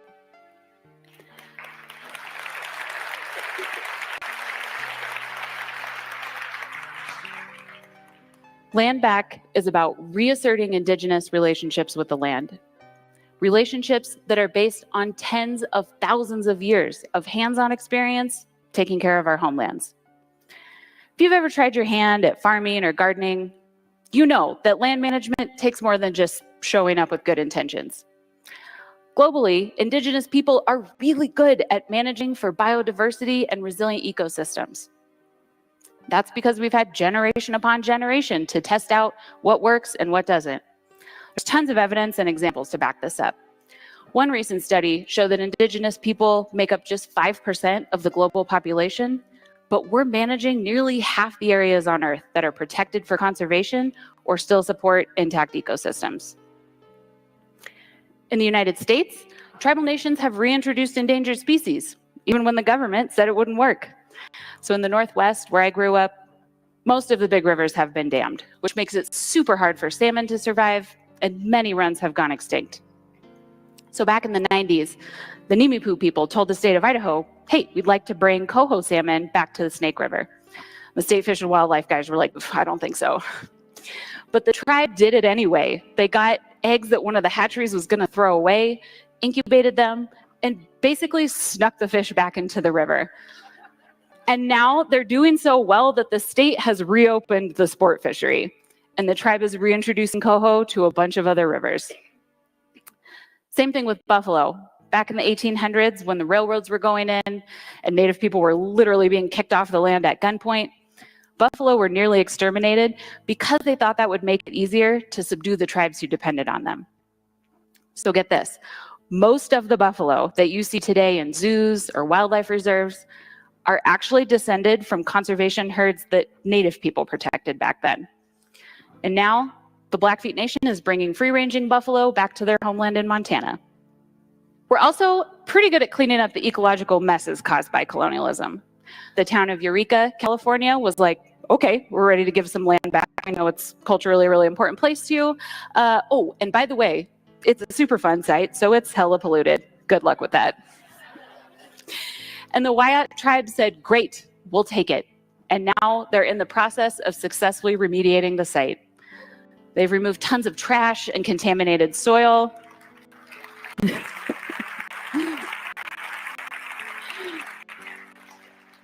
They're working on erosion control and wildlife habitat and making it a place where they can hold ceremonies again. The land is better off in Indigenous hands because we treat the land like it's a relative.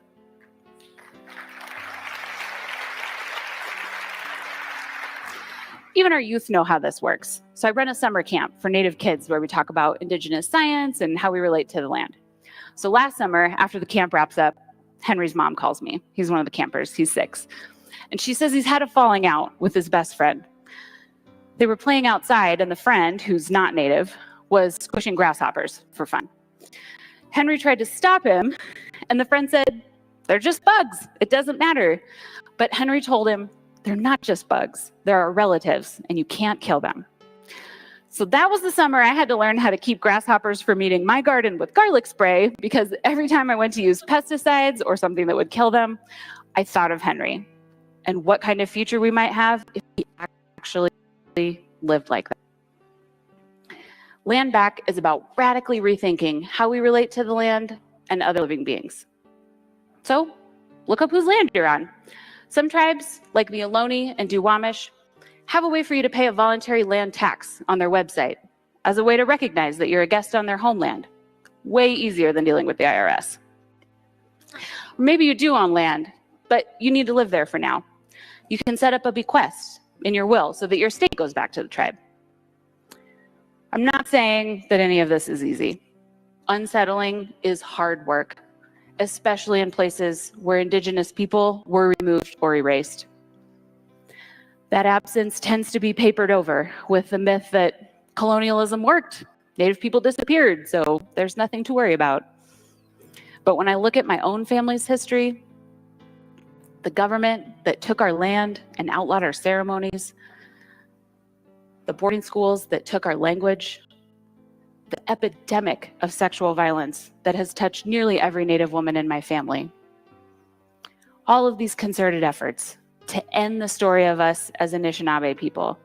And yet, despite all that, we're still here.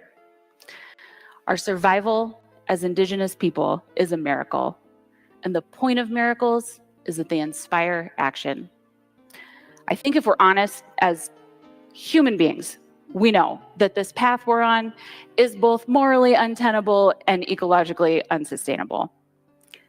Land Back is a call to action. To get real, the current system is only really working for an increasing folks. But when the people who are benefiting from this legacy of stolen land step forward, real change can happen. This isn't just an opportunity to right a past injustice. It's the only way to heal the land itself. And that means a better future for everyone. Thank you. For other municipalities to embrace UNDRIP.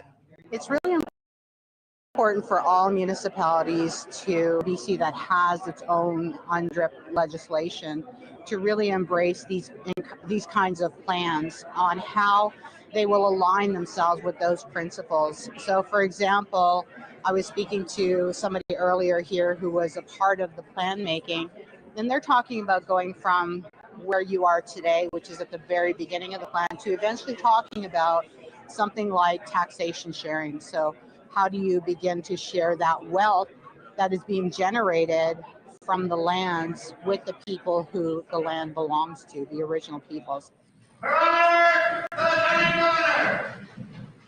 In November of 2019, the province of BC officially recognized Bill C-41, the United Nations Declaration on the Rights of Indigenous Peoples.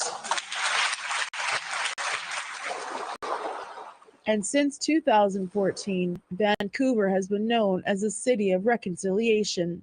In 2021, City Council created a task force called the United Nations Declaration on the Rights of Indigenous People, with the goal of developing a comprehensive report outlining 79 recommendations. The 4 themes of the report include social, cultural, and economic well-being, ending Indigenous Pacific racism and discrimination, self-determination, and inherent right of self-government, rights and title of Indigenous people. Rebecca Bly is a Vancouver City Councillor. We're extremely proud as a city to be the first as a city of reconciliation, and we'll continue to have councillors who served on the task force to help guide us as we navigate the realization of what's in this report. For BCAFN Regional Chief Terry Teegee, this new relationship between Indigenous people and the City of Vancouver is a welcome opportunity. The fundamental fight for those that were fought many years in courts was to uphold our traditional governance, and our sovereignty and our determination and how it occurs. And that can happen here Vancouver is the biggest municipality in British Columbia. There's a lot of development in these territories. So they need to better understand what is the point of view from the Musqueam, Squamish, and Tsleil-Waututh.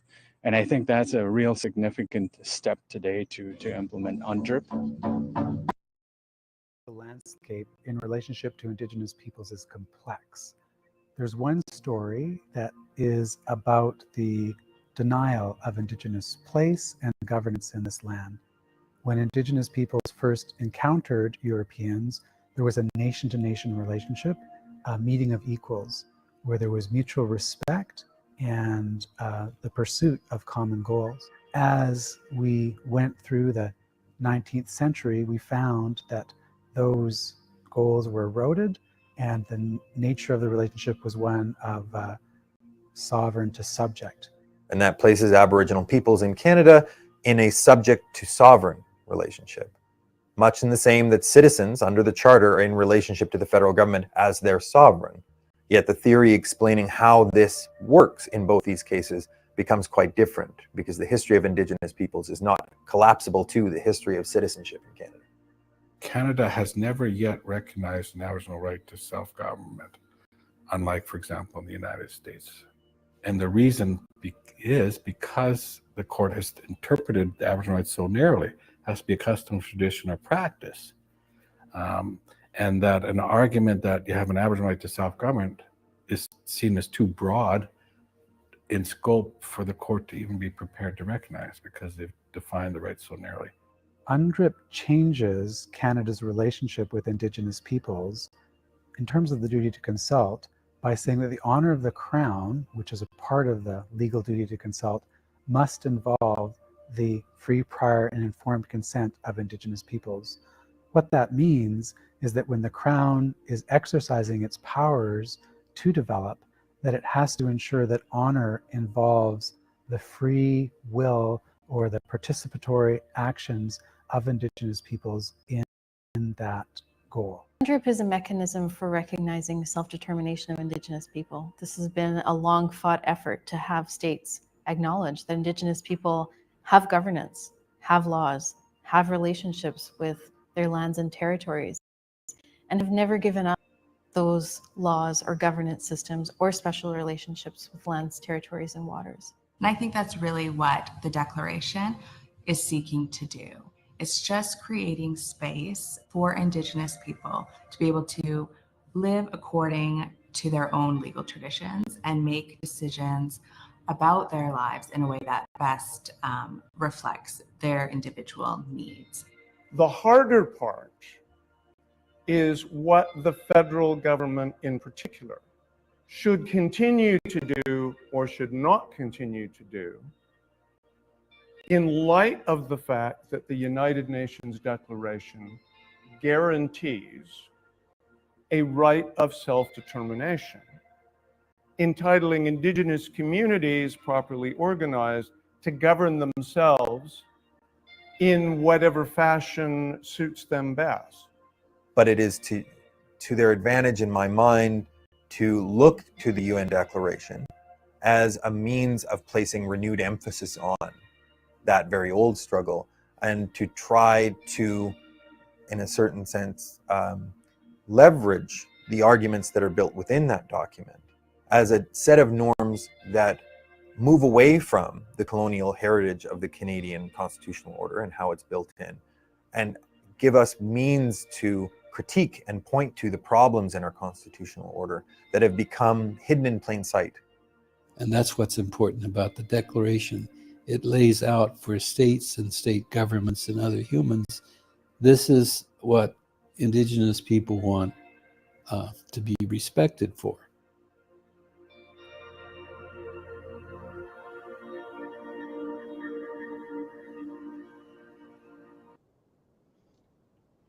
Thank you all for joining us at the Truth Table. We will be back next week with a new topic. I hope to see you then.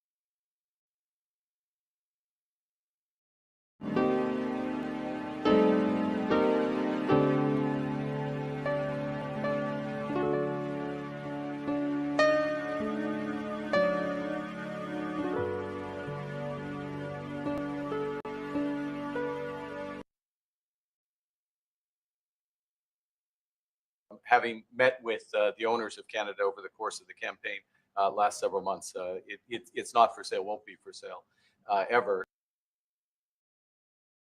Just when I thought I was out, they pulled me back in.